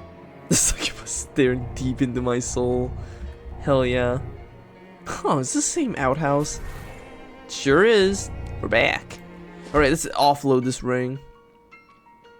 You see your past self in the distance, heading up the road towards you. Must be the time to give her that Mobius ring. You meet yourself on the road again. Good thing I'm not the Buddha. Not really in the mood for jokes right now, to be honest. Take this damn thing. You hold out the Mobius ring. Ah, jeez. Look, you know how this works by now. I took it, so you have to take it too. But I'm the earlier you. If I don't take it, then you won't have to taken it either. I already did. Well, from your perspective, yes. That's the one that matters to me. And when you're me, you'll agree. Take it. Fine, fine. What is it? A pain in the ass. You want my advice? Don't use it. Why not? Because you'll find out. Find out what? Why you shouldn't have used it. Ask Chester at Delphine Farm. He'll explain. Except not really. There we go. We have completely finished the fucking Mobius ring quest. And we get to have a second Mobius ring as a souvenir. Let's get back to Gray County. I want to go to the farm. Anyway, it's time to deal with this guy's duck problem. This pile of firewood is in a disorganized mess. We stack it up just like in West of Loathing. A silent anvil next to a roaring forge, not pictured. Beat their plowshare into a sword. You divert some assets from infrastructure to warfare. We got a beaten sword. This metal is once again capable of violence. Ah, Shadow Pocket. Ah! Shadow Pickle. This sheep has evidently taken up smoking cigars, and having a human face to smoke it out of. She glares at you through the smoke of her cigar. Whatever you're selling, pal, I don't want it. Back off, would ya? She turns away from you, or maybe she's just intentionally putting the back half of her costume closer to you. She's a hobo, so we can't talk to her, because we're shadow affected. You might have been excited about hunting for needles, but no such luck. This haystack is infested with barf weevils. Delicious. Anyways, let's deal with the ducks. This is McMillicuddy's steamy hut. You hear a lot of splashing and loud duck noises coming from inside. You open the door to a room full of tin baths and wash tubs, plus a couple large stoves for heating water on. Giant ducks are splashing around in the tub, boiling big buckets of water to fill the room with steam, and generally just having a raucous sauna party. Blow our cursed haunted duck call. You blow on the cursed duck call, and all the ducks in the steamy freak out. They burst out of the doors and the windows, quacking wildly, and flee to the barn on the other side of the property. That's why I wanted to go to the well first before I come here. It's because if you have the cursed haunted duck call, you can just clear them out with the shadow powers instantly. Apparently a shieling is sort of a hut or shed. This one smells like a place where pigs eat, which is an idea reinforced by the rows of feeding troughs full of ripening garbage and several large barrels of leftovers cooking oil. A gang of large ducks seems to have taken up a particular interest in the oil and are gooshing around the place and generally wrecking everything with wild abandon. These ducks all look like slippery characters, made all the more so by all the cooking grease they're throwing around. Duck call. All the ducks turn white with horror and burst out of the shieling, flapping and slapping and slipping and sliding around, eventually scrambling to the safety of the barn. This is his gurnal, apparently, and that's a grain silo and not where you go to make funny faces. The noises coming from inside it are about what you expect to hear from several giant ducks that found their way inside an actual grain silo. A bunch of very large and now even larger ducks swimming around happily in max grain, as much as I would if the silo was full of mini marshmallows. The ducks panic. You have to slide down the ladder real quick as they charge the door at the top of the girdle. They're almost too fat to get out and they pop out like corks from a champagne bottle. One with multiple corks, I guess, and flee to the safety of the bar. Can you imagine a champagne bottle with multiple corks?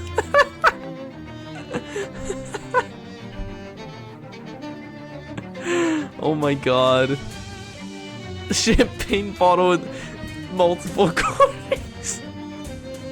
I don't know why, but the mental imagery is just killing me. Machine gun champagne. It's just all corks. This building is not much of a building as much as a large pile of manure. For some reason, probably a horrible one, it's been excavated into a cave.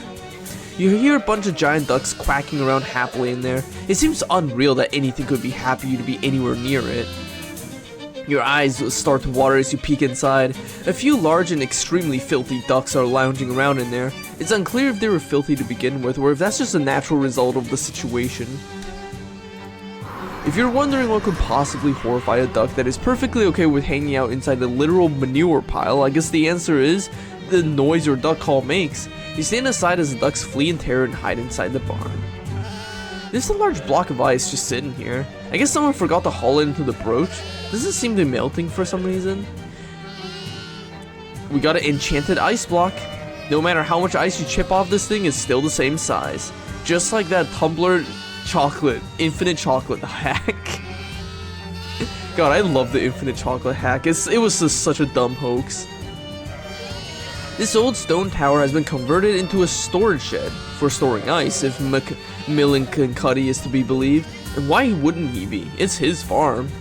You look inside the door and find several large ducks chilling inside. Literally chilling, sitting on the big blocks of ice. These ducks don't really seem to mind the cold at all. Maybe there's the sort that fly north for the winter. The cursed duck call sends a chill through the already pre-chilled air, and it proves to be more than the ducks can handle. They flee the ice brooch, shivering and shuddering, and make for the apparent safety of the barn. This pile of rocks is apparently a barrow. That is, a sort of tomb made up by piling up rocks. McMillican called it a barrow though, which is less clear. You have to barrel a dictionary. You hear an ominous rhythmic, that's misspelled, quacking sound from within, as though several very large ducks were chanting ancient cult rites. You peek inside the barrow and discover that, yes indeed, several very large ducks are in fact chanting ancient cult rites in there. Also, the place is strewn with pig bones, and I don't know how you learn to identify pig bones specifically, but I guess a barrow is also a type of a pig?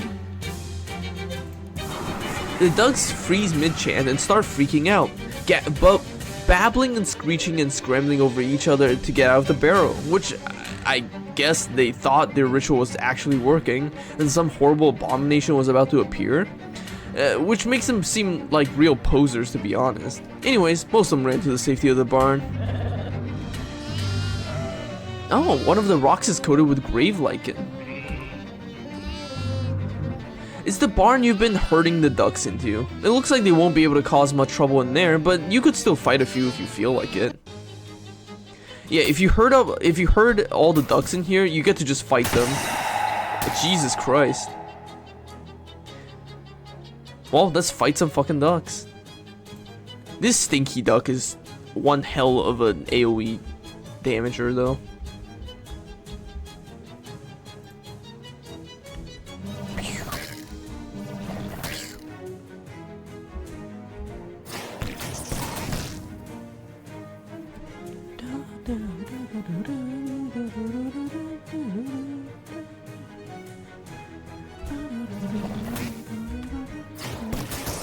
There we go.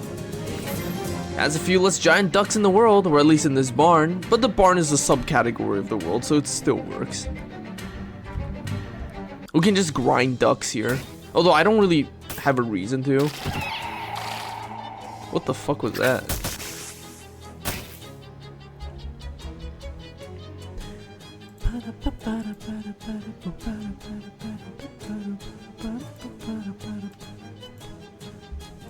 This guy has sleaze armor.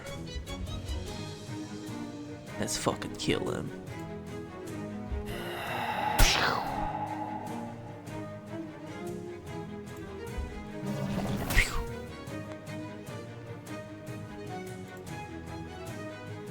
Jesus Christ.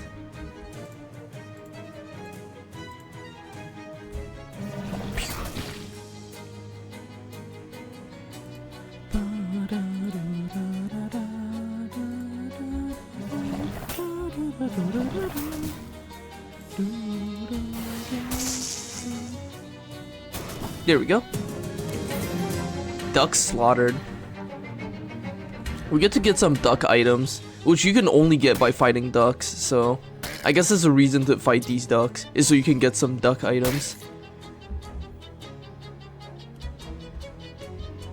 Not that fighting ducks is particularly exciting or anything.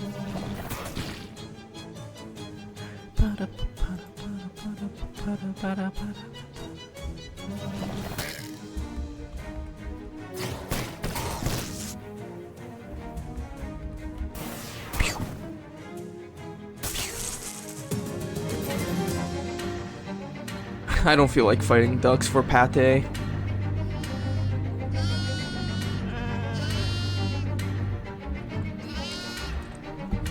Okay, I took care of those ducks for you.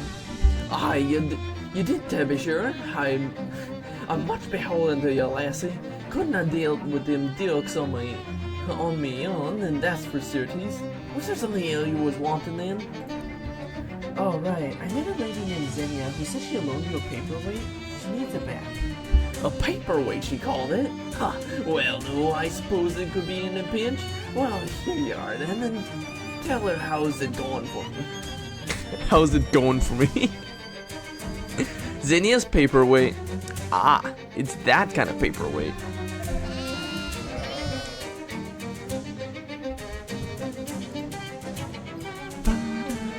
Alright, let's go to Black Gold Mine.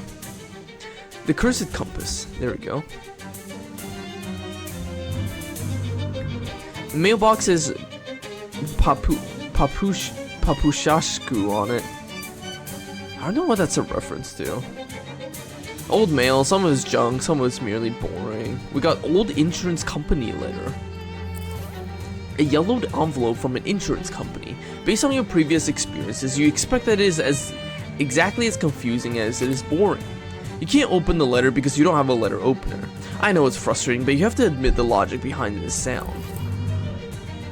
This truck isn't as destroyed as the house, but it's still plenty destroyed. The door is locked and the keyhole is rusted so bad to be completely useless. You need to find some way to jimmy the lock if you want to get in there. You find a pair of pants in the glove compartment and a pair of gloves in the pants compartment.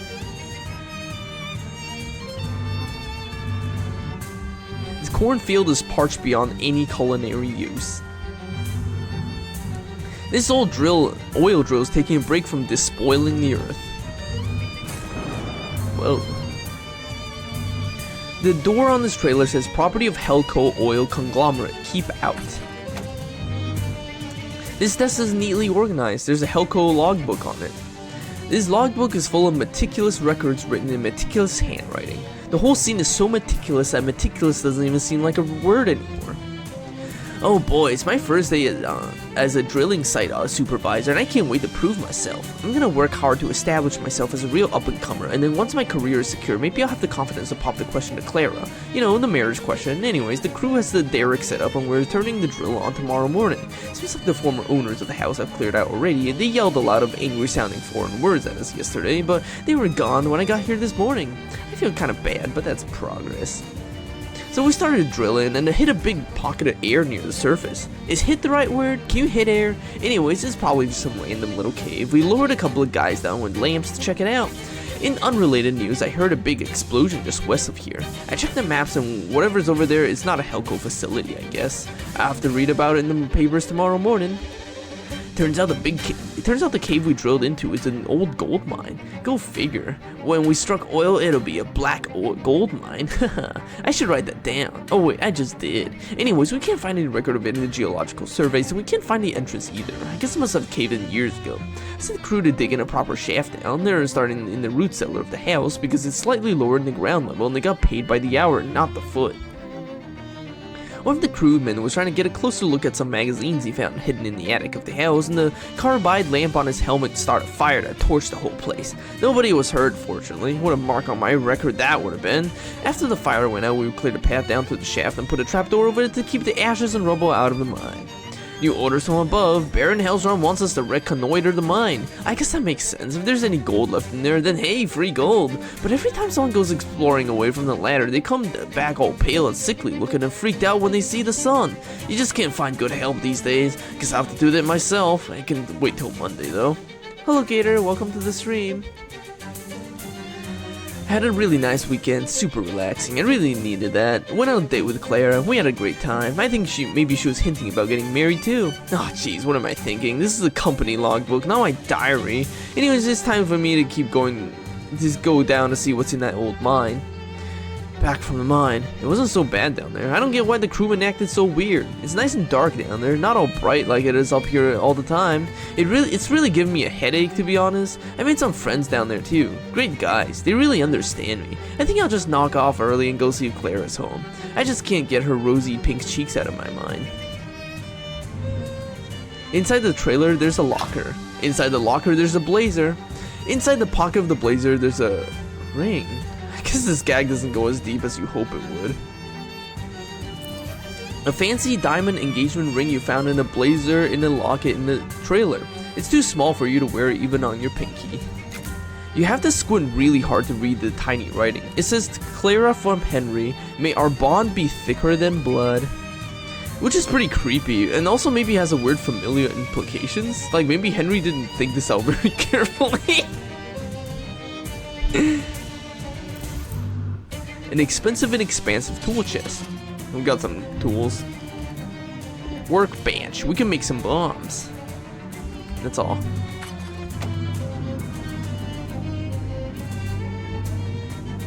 There's nothing left of this house but the charcoal and foundation.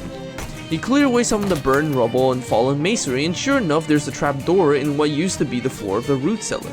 You open it to reveal a ladder leading down to the darkness. This way is blocked by rubble, or whatever the fancy mining term for rubble is. Shadow Rift. I'm a piece of meat. A slot machine floats in the meaty darkness of this strange place. 6 tombstone plum. Blade tombstone 6. Skull plum blade. Skull 6 tombstone. Skull plum 6. Blade 6 skull. Plum tombstone 6. Blade skull plum. Blah blah blah blah blah. Ah! Tombstone, tombstone, tombstone! We win 82 meat. Skull, skull, skull! Whoa! 666! Ah. Blade, blade, blade! 666!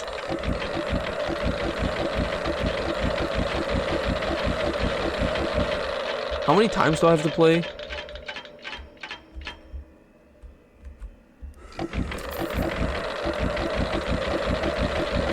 Ah, there we go. Skull, skull, skull.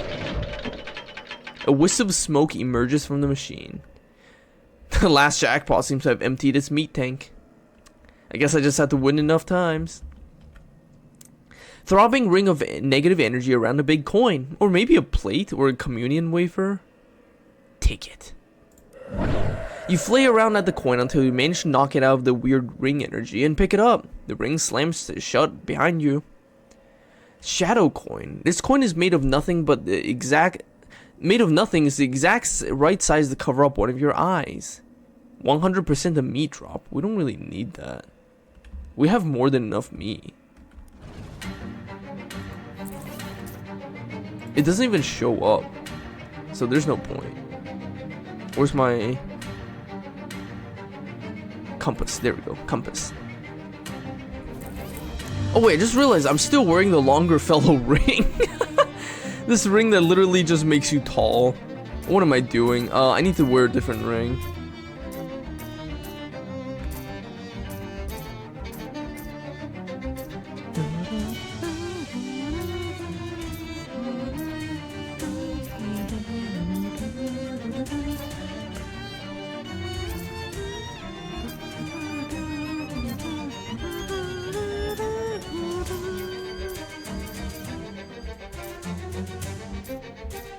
Let's just go with the shadow loop. We're shorter now. This part of the wall is both spooky and moist. No way you're getting through here. You need a bunch of TNT plus a blasting cap and a detonation plunger. Hey, those are items you get in the tutorial of West of Loathing. This cart is empty save for a discarded pickaxe. We got a pickaxe. You grab the pickaxe and put it in your indescribably large backpack. A cart full of meat ore. Hell yeah. We refine it with our bare hands. Jeez, look at someone who's drunk mining. Uh-oh, and that's putting it mildly. There's vampires. Hi. It has been many years since a human interloper has invaded our home. How novel. Yeah, that's me. Novel, I mean, not the invader part. Perhaps, if you please us, we will permit you to join our family and live down here in luxury forever. Luxury? Living in an abandoned mine? The vampire gestures behind him to the rear part of the tunnel. It's actually really nice back there. Oh, huh. The vampires regard you with interest, though an unsettling percentage of that interest is your neck. We could just fight them outright, but that's actually really boring, so we're not gonna do that. Have you guys been trapped down here for 11 years? Nearly, yes. We must thank you for clearing the debris that came to block the trapdoor as the foundation of the house further collapsed at the time. Gosh, that sounds terrible. No, not at all. We're quite well. It is very comfortable down here. Sure, but didn't you get bored? The vampires exchange glances. Admittedly, since the thing did get a bit stale in the bedroom, we had to invent a whole new category of kinks previously unexplored by sentient species. Yeah, we are real nasty freaks now. Okay, changing the subject. This is so fucking random. Hey, are any of you named Henry or Clara? Wasn't that oil baron guy's always talking about a girl named Clara? Oh yeah, I forgot about him. That was a long time ago. Why do you ask? Well, I found this engagement ring Henry bought. I was hoping it would turn out to be a key to a non-violent solution to the standoff we got going on here. Nope. How transgressive. Well, now that you're trapped in here, what are you gonna do? Well, we definitely gotta find some proper food. I'm so totally sick of these ghouls. Yes, they are so dry. It is like sucking the blood out of a turnip. Ugh. Well, sure, that's a great idea. Why don't y'all leave and make up for the time you've spent trapped down here by, staying away equally long? Oh, but I could not leave behind a lot of wealth and luxury for that long. Oh. You seem to be at a loss for words. Look, for my first time in this whole adventure, I'll just keep it to you straight. The mob wants to set up shop in this mine, and they ordered me to kick you guys out of here. I'd really like to do that without having to fight you. This makes so much more sense now. I was wondering why you were so willing to stand there chatting with us. You know, we could use a vacation to stretch our things a bit.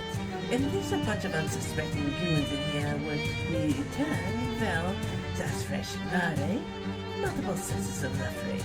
Oh, you see you have a ring that belongs to that Henry fellow, yes? For his fiancée Clara?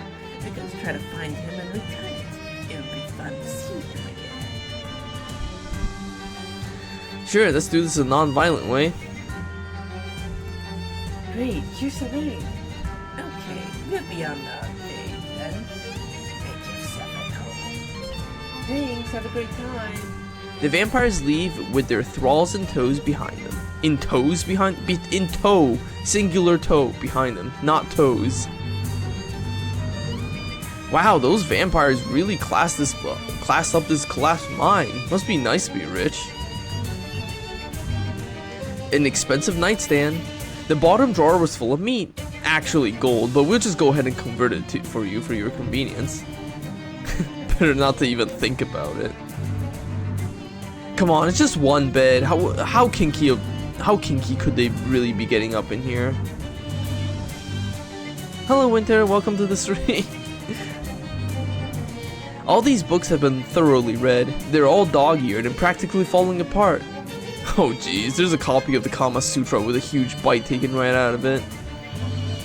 How'd they get the electricity down here? This is a special kind of chest that only rich people are allowed to know about. Dark sofa for dark naps. A fancy mail order catalog sits atop the fancy mahogany end table. Grab it, fancily. Ooh la la. Expensive Luxuries Inc. catalog. A catalog of goods that were high-end at the time this catalog was published, but are now mostly obsolete 40-year-old trash. Read it. Published in the late 19th century, back then the catalog alone would set you back 200 meat. For a modern gentleman, an engraved ivory toothpick that conceals a single-shot firearm in the handle. 7,000 meat. Wow, you'd be sure be on the lookout for things like that. We're not gonna get more of that. Huh, there's a surprisingly undesanguinated guy back here. No. I said no. Leave me alone, please. That's one of the hobos, which we can't talk to because we are shadowed. Yeah, we have become very goopy. We're leaving a trail of shadow behind us. We're very glooby. The Black Gold Mine. Yeah, no, this game has like a bajillion side quests. Right, we went there to clear out the vampires to finish the job for the mob, which we should go inform the mob about. You look around for a place to put the doll-sized chemistry kit and decide to put it on your desk. Right, there we go. The note reads, Lydia, as expected, your performance continues to be admirable. We will contact you soon with your final mission parametrics. We got paid for our job. Hell yeah. Yeah, it's Shadow. It does look like goop though, to be fair. It makes us look very glooby. Call Don T. You dial the number. Don Toblerone loquationating. Hi Don, it's me. Ah, excellent. I have one final assignment for you. Final? After this, your perspicacity and qualifications within our organization will be proven to be to the ultimacious degree. If you succeed here, you'll be herewith promoted to the rank of Capo regime and no longer subject to my various requestations. Wow, okay then. What's the assignment? To assassinate the leader of Ocean City's vampiric coterie. Gosh. At this moment, Baron Auric Timushka is visiting his favorite leisure establishment, which is location-wise on the boardwalk of our very own Ocean Sea. Our information gathering experts have determined that the password is Masquerade. Deal with him via any methodology suitable to your preferences, provided that the creature is thoroughly destroyificated, and you acquire his gold fang as evidence. Okay, then what? Once your mission has reached a successful conclusion, we will be in touch directly. May you be blessed with fortuitous happenstance, Lydia. It's literally just Vampire the Masquerade. I wish it was Castlevania action, because that would be awesome. Also, I think we have some newspapers to read about. Yeah, no, the Vampires the Masquerade reference is kind of funny.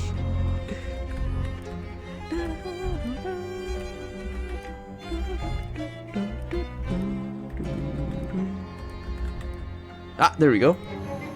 This morning, an unexpected explosion destroyed a barn in Gray County. Captain Alvin Hamlinato of the Gray County Fire Brigade reported that the fire was, pretty well contained, nothing to worry about, no problems here, and that it was probably caused by some hay exploding weird, and that we should go away and don't ask me any more questions. Funeral services for the farm's residents will be held tomorrow at St. Polycarp's Cathedral in Ocean City. Sounds like we gotta go check out the cathedral. All the trees are fucking dead. Ah! What did I get hit by? Did I get hit by lightning? What the hell? Why did I get hit by lightning? Anyways, let me just do that real quick. Shadow hot dog.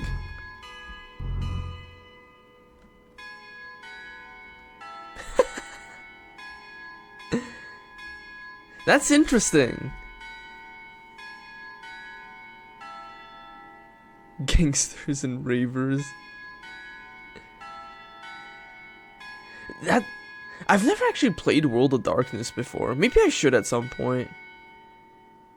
Yeah, no, I'm extremely unholy right now. I should not even be in this church. God forgot to bring his A game. I'm gonna ask the vicar about the funeral. This might be a weird question, Father, but I was reading about a funeral that happened here 11 years ago. Could I ask you about it? I'm sorry, I hardly think I'd be able to tell you much about one from so long ago. This one was distinctive. There was a strange barn explosion. Oh, I do know the one you mean. I got into an argument with the man who printed the memorial cards for me. They all came out smudged, but he swore his type was in perfect condition. You better stick to fonts, Father, and leave the fonts to me, he said. I nearly succumbed to the cardinal sin of wrath. That's such a funny thing to say. Do you still have any of those cards? Why, yes, I believe so. Oh, one moment, please. He leaves and then returns after a while and hands you one of the cards. We got a strange memorial card. It was a nice funeral, though quite small, only a few neighbors. I heard someone grumble about the couple's daughter not attending, but that isn't so unusual. Poor girl must have been so distraught, I assume.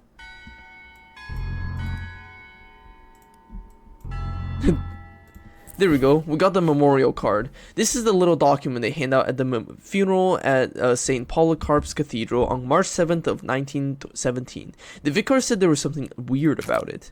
Today we lay to rest Augustus, Vernon, and Patricia. Weird.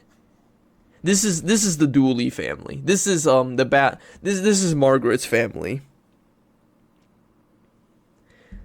World of Darkness, wolves with the fascists and eco-fascists. In the eco in the dash. The genocide humans so hard, humanity gets an instinctive fear.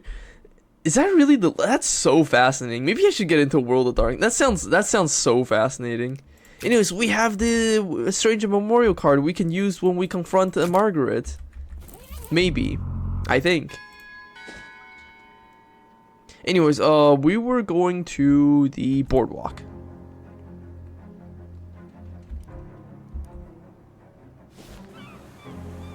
That's so crazy. They just kill everything.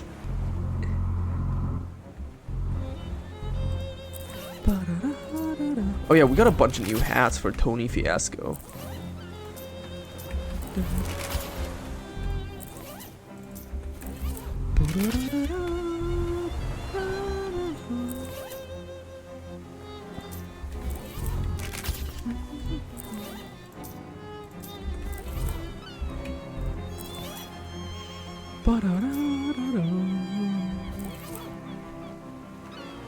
Some of the other weird tribes switched because they hated the wolves. That's so funny. A grouchy looking guy is standing in the shade of this tiny building's eaves. Masquerade. This trunk contains various items lost by various vampires. We got a skull cane, a shredded vampire pants, and a vampire skull cap. A vampire sits at a table alone, sullenly counting grains of salt. Can we talk to him if we dress up like a vampire? Where's our vampire pants? Did we not get vampire pants?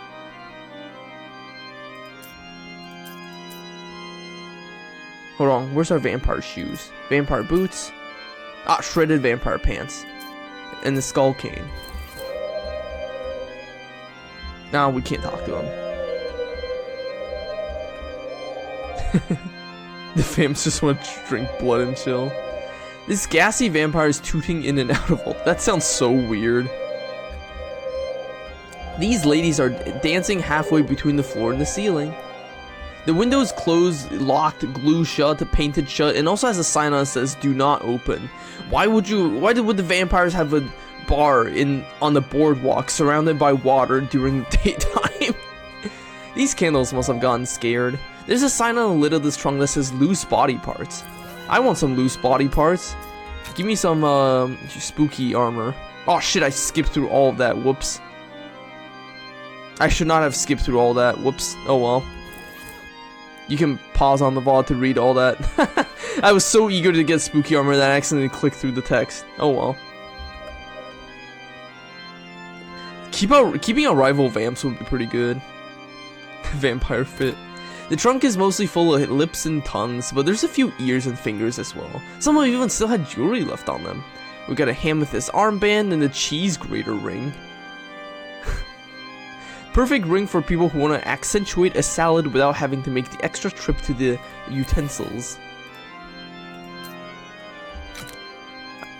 How did they ever make a candle out of ham? Whale scented ham candle, 1,000 meat per item. Wick sold separately. So that's where I left it. Personal x-ray suitable for framing, 5,000 meat per limb.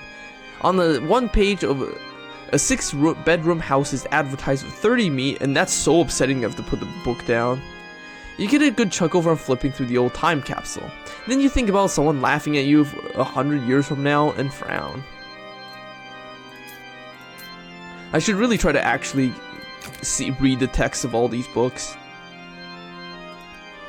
You learn that letting the blood out is considered a medical practice because blood needs 30 to 60 minutes outdoor exercise a day. Not until the 13th century did physicians discover that blood was circulatory, i.e. it traveled around the human body. Some still believe that blood could travel even faster if it had wheels. The book ends with a suggestion that leeches could be used for bloodletting, and if leech labor laws were relaxed, they wouldn't even need to be compensated. You're learning a lot about this book, though maybe learning isn't the right word. And then she sent it out back to the kitchen and said, "I'll have it without the lettuce." Yikes, you wouldn't want to admit you understood that one. That's the cat alright, but it ain't the cream. Revolting, how could they print that? You reach chapter 2, which is labeled off-colored jokes. Who are the other ones then? You continue to plumb the dank depth of this vile repository. These jokes are so filthy they cannot even be paraphrased without giving great offense. Okay, I've spent all my EXP getting a bunch of armor. Just to make up for having accidentally skipped through the spooky book text. These vampires are having a conversation too terrifying to interrupt. These vampires are hovering above their chairs in a spooky way. The bartender gives you a chilly look. How did you get in? You are no vampire. Oh, no, I am. I'm just new. My fangs haven't grown in yet. Well, since you got past auto, I suppose it's good enough for me. Do you serve wine? He makes a disgusted noise and rolls his eyes. Sorry. I require information. Yes. I'm looking for Baron Tenushka. We have matters to discuss. The Baron is a very important man. I should not be pestered by a neophyte. But it's not like I could stop you. He's sitting right over there. He's the one with the vintage collar.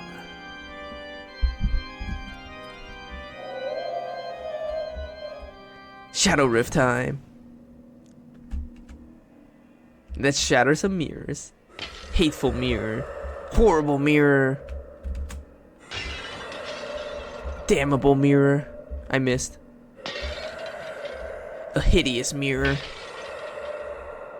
Damnable mirror. Terrible mirror. I missed. Disgusting mirror. Hateful mirror. Damnable mirror. Revolting mirror. Horrible mirror. Despicable mirror. Damnable mirror. There we go. 91 years of bad luck. Glass darkly. Take the mirror. You reach into the void and grab the mirror. As you do, a negative version of you reaches into your world and gets so mad that there's no mirror for her to grab. She frowns and slams the rift closed from the other side.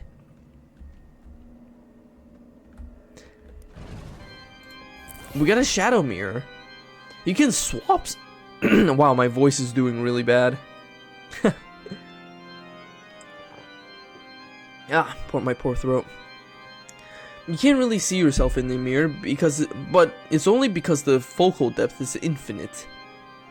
You can swap stats with an ally or opponent once per fight. The door says fiends. That's me. Hobo code. Whatever you do, don't order the special. Oh man, this is the best soundtrack in the fucking game. And this is the only place you can hear it.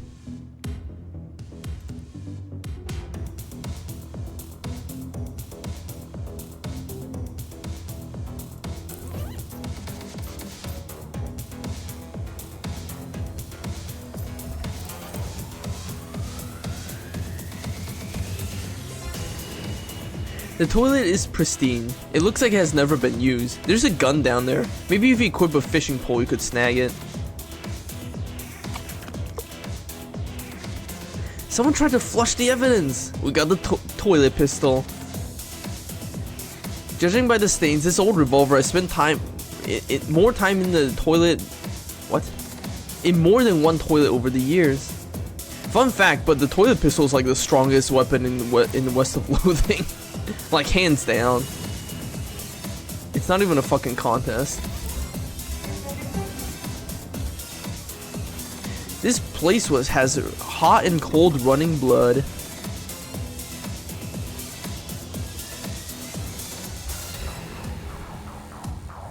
How does the sink make you feel? It makes my blood stink. Your blood curdles, but then realizes how dangerous that is and quickly goes all liquidy again. Your blood blushes. We got bloody shame. Your blood is embarrassed about what just happened. I love that icon so much. That's so funny. It's a little frowny face. Aw, that's okay, blood.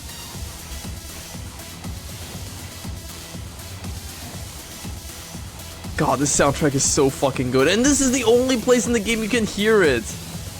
This soundtrack is literally not anywhere else in this game.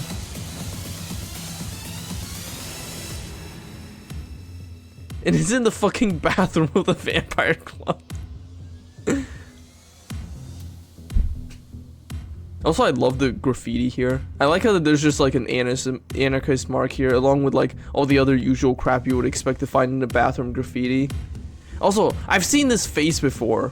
I'm pretty sure that's a reference to something, but I don't know what it's a reference to. But I know I've seen that face before.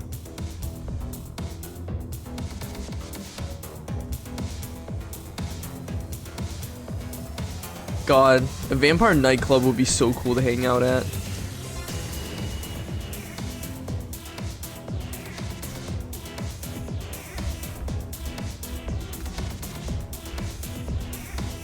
Kilroy. Is that what it is a reference to?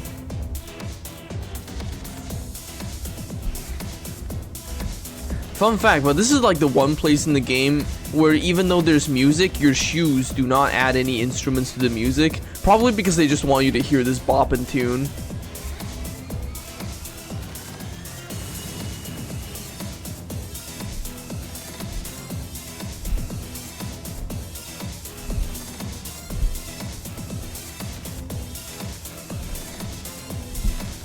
God, where's my Moxie so low?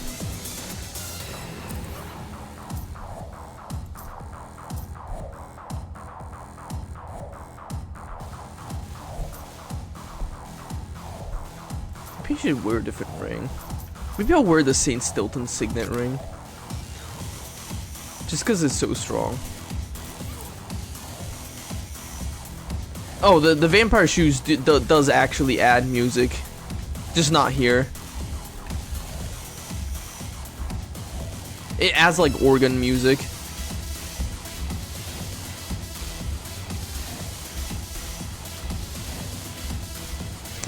Yeah, all the shoes add like an additional sound music track to the music that's playing.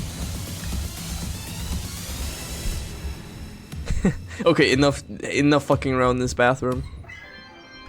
Yeah, see, when I move, it adds a spooky organ music to the music here.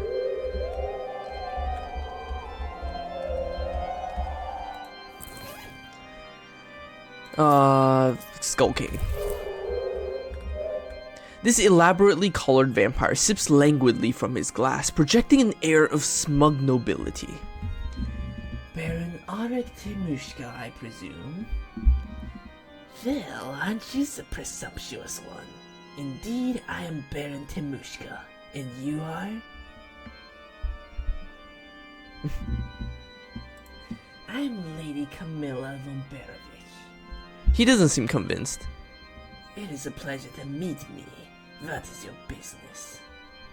There's too many vampires here to just attack him. This is gonna take a subtle touch. Excuse me for a moment.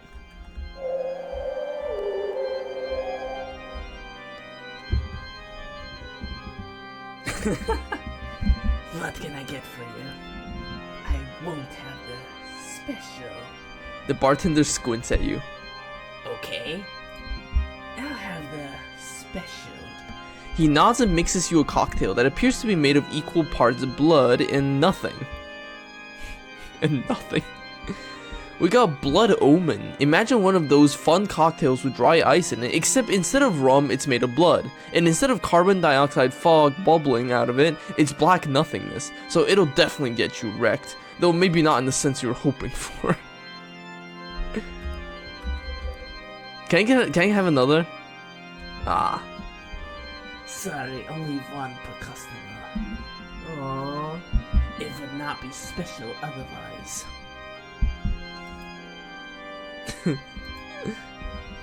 Alright, let's kill this Baron. God, it would be nice if you could actually order drinks here, but sadly you can't. I've never actually had a Bloody Mary before. I want to try one someday. Maybe the next time I'm at a bar, which is not very frequent actually. I don't really go to bars. Alright. Yes, Lady von Berovich, was it not? And what is it you wish to discuss with me?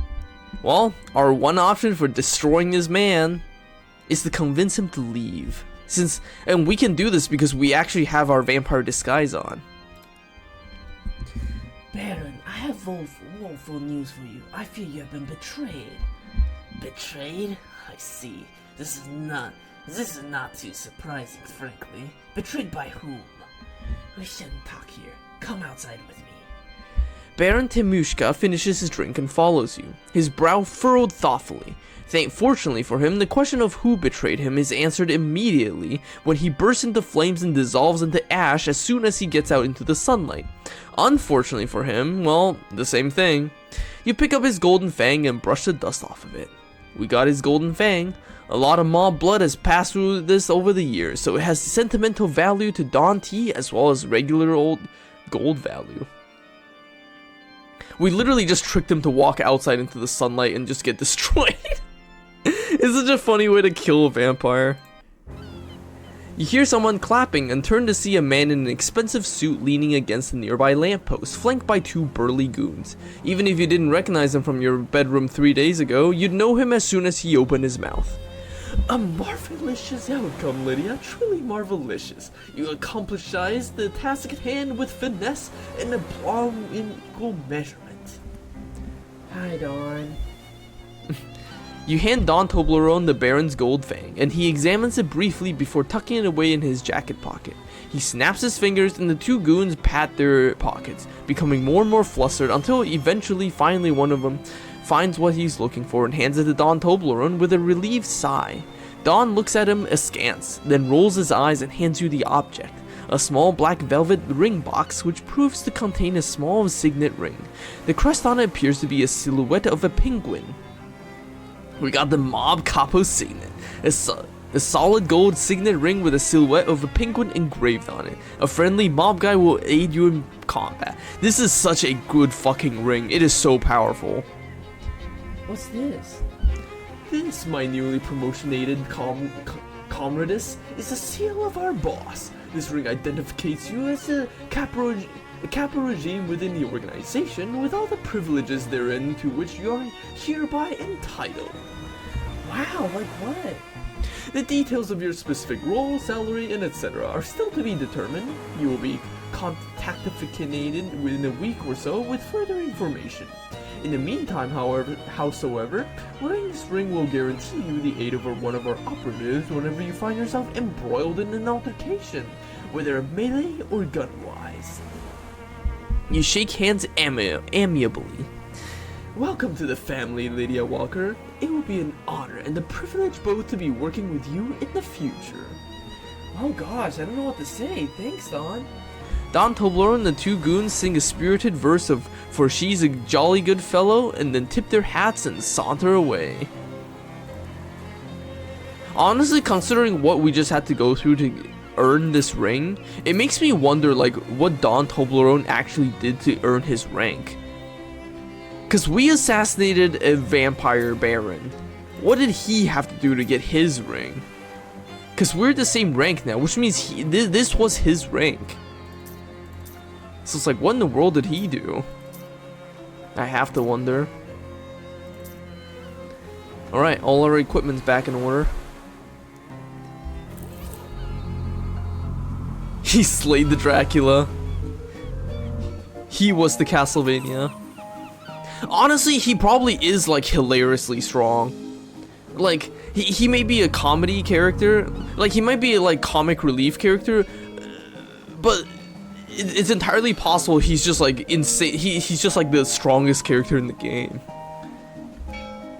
There's no werewolves in this game. That's true, there are no werewolves in this game.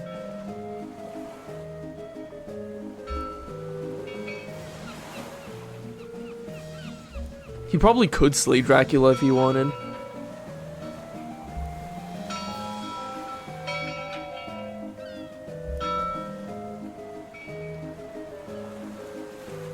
God, this looks like a nice boardwalk, not gonna lie. I would go here. Oh yeah, we got a cryptic message in a bottle. This is just fucking nonsense. And I mean that literally. Like, I'm pretty sure there's literally nothing. There's no solution to this puzzle, and it doesn't mean anything. Don Toblerone exterminated them in totality with expeditious hastiness. God, that is so hard to read. Oh God, what was I even doing? Rufus, spring, milk, paperweight.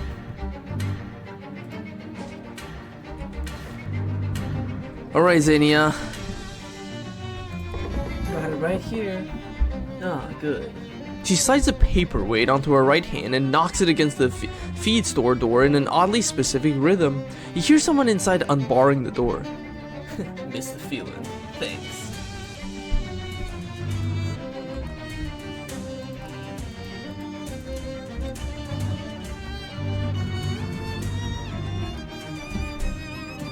Alright, here you go. Well, I'll be. Thank you kindly. Wendland continues to tinker with his device. I met that Gilmore guy.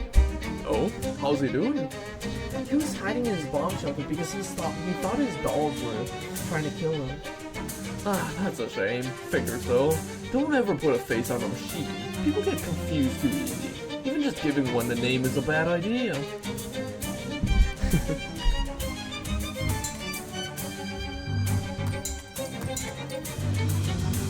giant sacks of cattle feed, heavy bags of horse feed, immense sacks of rabbit feed, gigantic bags of ewe feed, big bag of donkey feed, huge sacks of cow feed, colossal sacks of horse feed. So random. Various expired horse medicaments.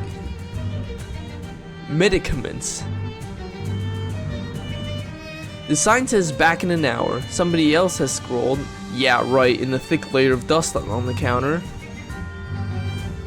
This old man seems like he's really into chess. Hi there, I'm Lydia. How do? Pixley's the name. Grover Pixley. Say, this might be a real fortuitous encounter. You got a minute to help an old man with something? If it's a chess thing, I'm afraid I'm not your girl. You said your last name's Pixley? That's right. Heard of me? I found a miner's journal with the name Ezekiel Pixley inside. Any relation? Well, I'll be. That's my grandpa. Can I see it? Yeah, sure, here you go. Thank you kindly.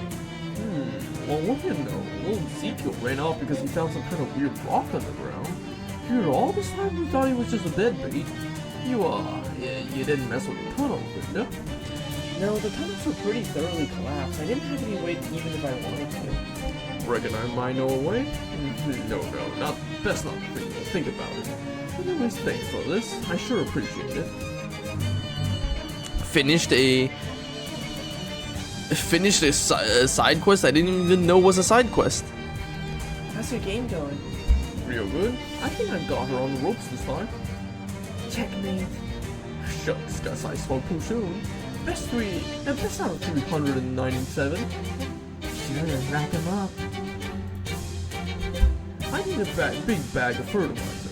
I came in here a week ago or so ago to pick one up, but I completely forgot they don't sell it here. So I've just been playing chess with Farina instead. You've been playing chess for a week?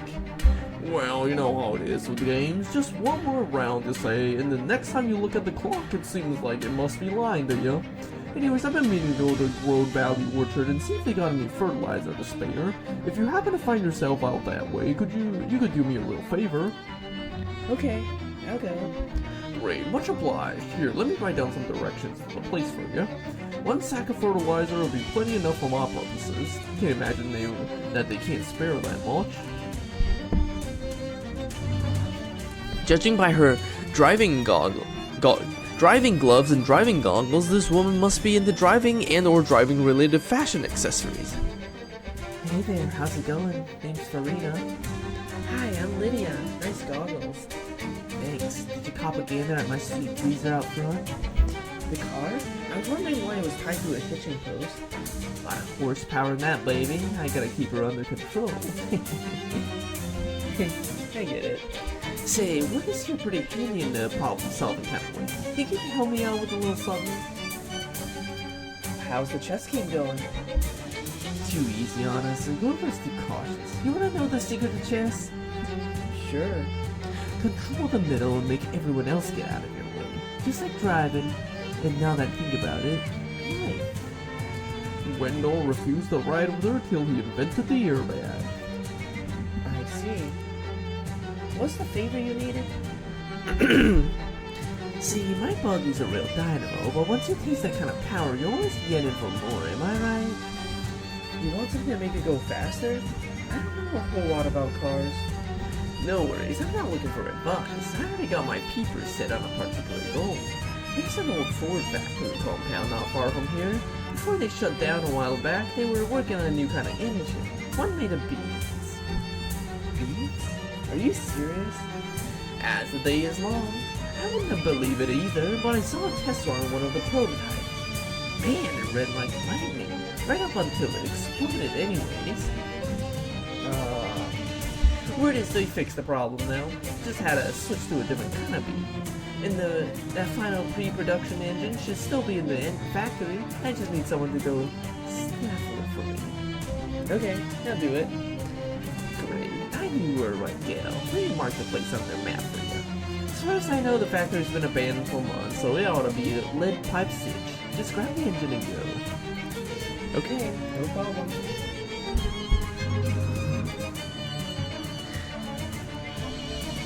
Tricky looking puzzle box. Want me to take a crack at it? Shh. Don't you know at this very minute Mars is the closest it's been here in opposition to Earth for a century? Of course I knew that.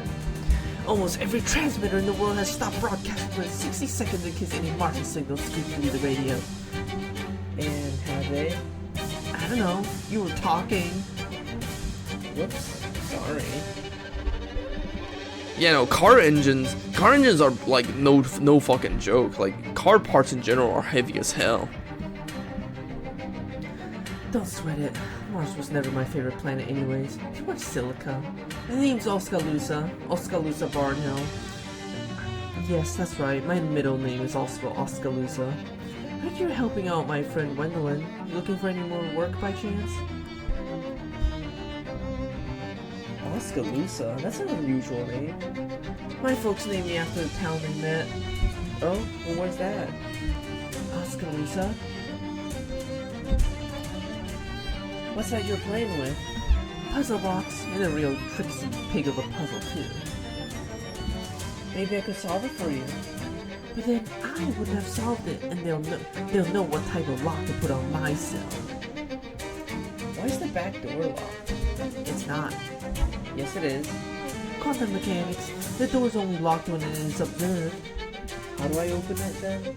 I'm not a quantum mechanic. Seems I'm always looking for work. That's so. How'd you like to get out of space, kid? Sure would. Yeah, me too, but the closest you and I are gonna come to space, I think, is a little piece of it inside Amon Maloros's place. She shows you the place on your placemat where it is. A little... What, like a meteorite? Exactly that. A genuine chunk of the cosmos landed right in Amon's lap, and between you and me, that's not right. Only thing emptier than outer space is that man's head. A meteorite, even just a little piece of it, it ought to be in the hands of someone who will appreciate it. Take care of it. Understand me? Yes, you want me to steal a meteorite. Which ought to be a piece of cake, because just the other day, the whole Malaros family mysteriously disappeared. Wait, what? Yeah, so you ought to just be able to waltz in there, I bet. Call me Oskaloosa. Well, since the whole family disappeared, you know, it's not really theft anymore. This store is not messing around. Also, it's barred from the other side. You knock in the same pattern you heard at the front door. Nothing happens. Wrong code, Jughead, one of the chess players muttered from the front of the store. Yeah, no, that meteorite's got aliens.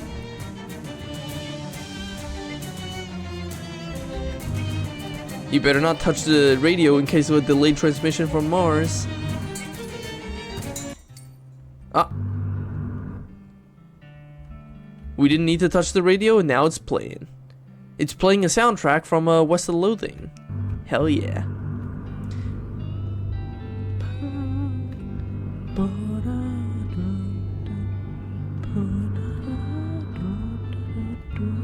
Anyways, I need to take a break. It's pretty late and I'm pretty tired.